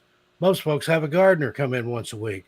This place has a gravedigger come in once a week. Oh, my God. Oh, man. I understand this house has a full basement. Yes, but I'd hate to think what it's full of. There you go. There you go. Oh, my gosh. See, guys, Amityville joke books. Yeah, that was from Mad Magazine back in the day. Oh, gosh, yeah. And that was... probably National Lampoon hit it up, too, I'm sure, with Mark Robert in there. The picture of the the priest running out of the house being chased by the flies. I still think they should do a Tyler Perry's Medea Goes to Amityville house. There you go. I came to bless this house, but they shouldn't have called a priest. They should have called an exterminator. Man. Yeah. Yeah, too soon. Ernest Goes to Amityville. 50 years, too soon. Yep. The cops standing here. I got a real tough job. I keep getting called to this house for all kinds of strange goings on. Man says, you got a tough job. How would you like to have my job? I'm the public relations man for Amityville. First, they used this in the Jaws movies, and now this. And now this. That's true. Jaws was around the same time, dude. I think both paperbacks came out the same time. Huh? It was Amity Beach was the name of the that was the name of the town. Yeah. Amity. Oh, so Jaws was filmed there. No, that was the name of the town was Amity. Oh, okay. In the There's some overlap there, yeah. Yeah, there's definite overlap. Huh. And we're responsible for Jaws too. Hey, Ted, I didn't write them. I'm just reading them out of Mad Magazine. You blame Algebra for those. You'll be here Mad Magazine. Oh, I got a perfect idea for a movie. Yeah. Tip your waitresses. But listen, we're responsible for Jaws too because Jaws was actually spawned off the stories of the shark attacks of 1912 that happened right here off beautiful Spring Lake. Again, we're responsible for that mess. So you're welcome, guys. I've been in it all my life. This crazy that would be stuff. Awesome. Yeah, it's a famous story, and that's what spawned. There was multiple attacks. We'll talk about it some night, but that's what spawned the story. And Peter Benchley wrote off of that, and it was really quite the story because they told people that sharks would not come up the bay. And it's basically no more than a shallow river. It came up and got the two kids in the canoe, and that's where they got the scene for it in Jaws when the kid was in the two kids were in the canoe in the bay. That's where they got the idea. That really happened, and I can't remember how many people got killed by those sharks, but that's where they got the idea for it. So we're just full of stuff here in the East Coast. Ask the Warrens, and we will hit on them next week. And Donnie's got some information on them, and again, we're going to hit that the same way. I'm going to be a professional fence sitter on this stuff because I've got people who love them, people that hated them, people that are in the middle. I wasn't there. I didn't speak to any of them. I don't know much about them. So. Al Santeria really likes them, but you got to give them the credit, man. In the 70s, they were all up at, if it said boo, they were at your door, man. And you can guarantee there was going to be a book, a movie, and, something else. So I don't know. What do you say, Steve? And here we got to plug your show coming up too, buddy. Which show is that? Let's see here. We've got. Now it premiered at the same time that we were on here, but part 2 of my interview with Uncle Jimmy. Oh, that one. Okay, but I've got a video. Go over to Jim Spiracy for part 2 of that interview with Uncle Jimmy Dodds. Absolute wild man, half preacher, half pimp, half wild man. I know that's 3 halves, but it's like 3 halves. It's like man, bear, pig. I'm not good at math, but I got another fraction for you too. Something you want? I wanted to tell you earlier, Steve. And just a little extra trivia. Steve was saying how many people got wiped out. Native Americans have a reason to be pissed. By 1745, the Lenape population was 1/10 of what it had been. 1/10. 1/10. For every 100 friends you had, 90 of them were dead. So there very well might be some pissed off natives over that way. I don't know, Steve. What do you think? Tell us about this show you got coming up. Dogman Conference, encrypted conference. That's in Paris, Tennessee, August the 12th. The VIP meet and greet. You can have dinner with all the speakers there, including yours truly, on the 12th. But the meet and greet's sold out. But I think there's still tickets available. And it's in Paris, Tennessee, because that's just right near the land between the lakes area on Kentucky Lake there, where there's been Dogman sighting. It's put on by Josh Wolf Turner from over Paranormal Roundtable. Host is Ken Gerhardt. I think everybody here probably knows him. Mm-hmm. Speakers include Josh Turner himself, Ron Murphy, Nick Redfern. He'll write 2 or 3 books while he's there, probably. Probably will. Bettina Moss, some guy named Steve Stockton, whoever that is. Barton Nunley. He is a legend. He hunts Dogman with a sword and a spear. It's going to be so much fun for you, Steve. Nick Valente, Jody Cook, Tony Merkel, J. Vault Turner, Kenny Irish. the punk cryptozoologist Elijah Henderson, D.A. Roberts, Kumbo Baker. How'd you like to have a name like Kumbo? And the Black-Eyed Kids guy, David Weatherly. If you see him, call him that. He will kiss you and hug you and give you cash and valuable prizes. And we had Tony Merkel here on the show a couple weeks back. He's a lovely human being. I absolutely love. I'd love to sit down and talk to him. I hope to see y'all out there. I think I'm speaking at. I mean, it's either. You're busy. I think 5 o'clock, 5:30 on Saturday evening. Eminem bought his ticket today, hon. Awesome. Can't wait. Let's just go. Eminem, do me a favor. When you see Steve, will you give him a big old bear hug for me, sweetie? I'd appreciate that. Squeeze really hard. He loves it when you do that. Not code for punch him in the nose. Is it? Give him a big old bear hug. And Squeeze him till he toots.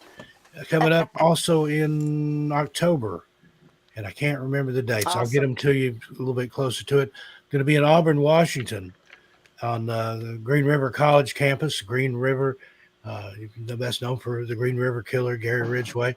It's the Pacific Northwest True Crime Festival. Mm-hmm. Sandy and I are both going to be there. We're speaking together. We're one of the headliners. That's a big 2-day event coming up in Auburn, Washington, and I think it's like the first week of October. I think Jamie Bailey's going to be there. If you go and look on the Missing Persons and Mysteries community tab, picture of Jamie Bailey wearing a hat that I gave her when we met her up there in Yakima trip before last, and she shouted us out on social media. Thank you, awesome. Jamie.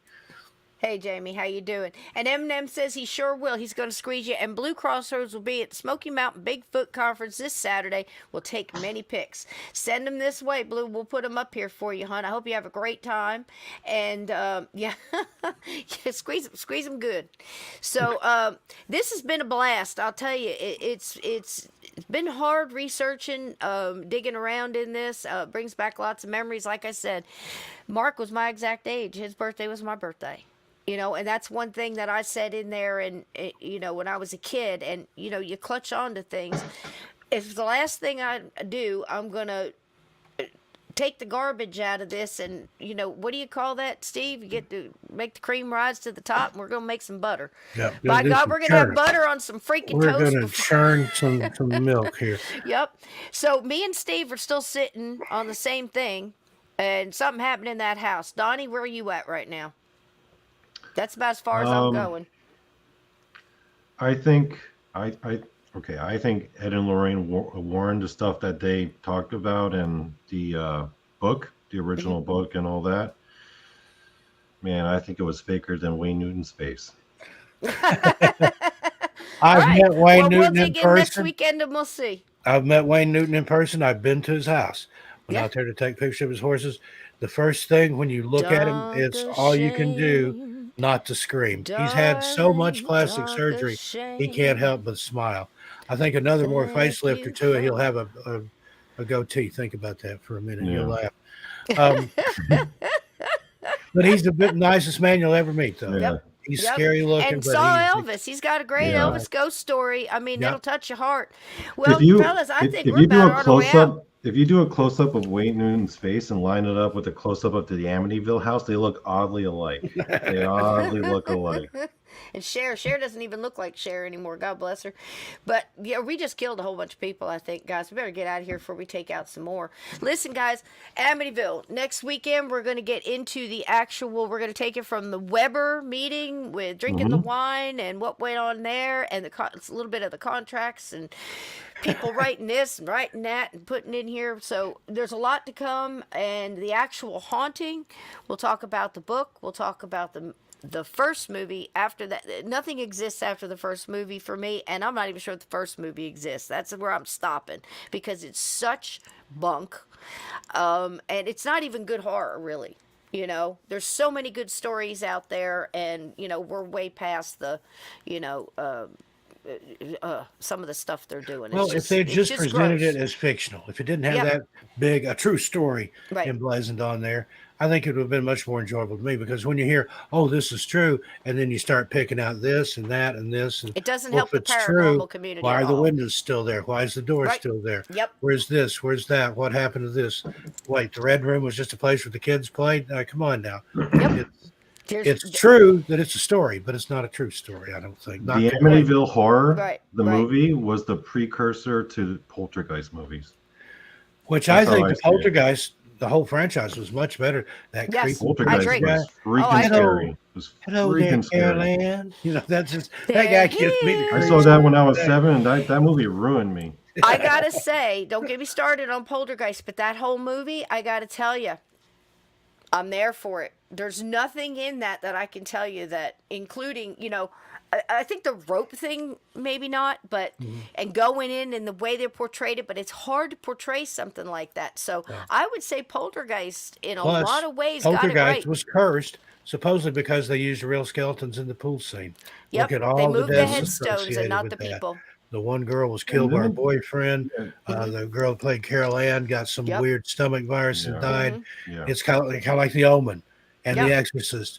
We need to do a show on cursed movies sometime. Oh yeah, Oh, curse great horror idea. movies. That's the Let's perfect do it. topic. Yes. We're definitely going to do it. Well, guys, I'll tell you what. We're out of here. Sandy, please give my love to her. I'm Yeah, sure she the tech sends and her love, and she said, that she wanted to be here so bad. She loves the Amityville inside and out.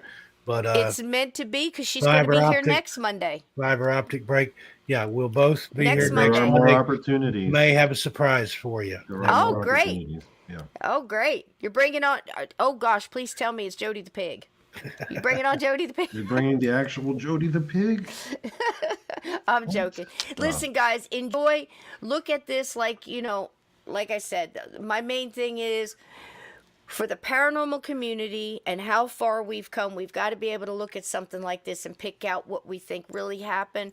Last night I gave you my theory with why did it have to be, the black shape have to be a demon? Again, I know there's more to it, but just on the surface.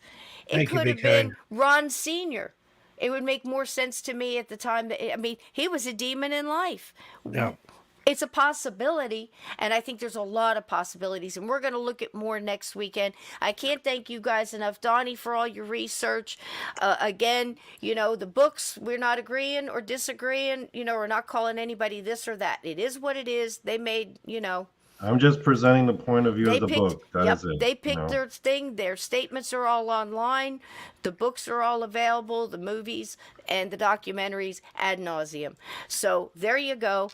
I love y'all. Take care. Make good choices. Cisco, Donnie, stay Bacon safe to everybody. out there. Thanks so much for being Everybody, here. let's walk and see. I'll see you a little farther on down the trail.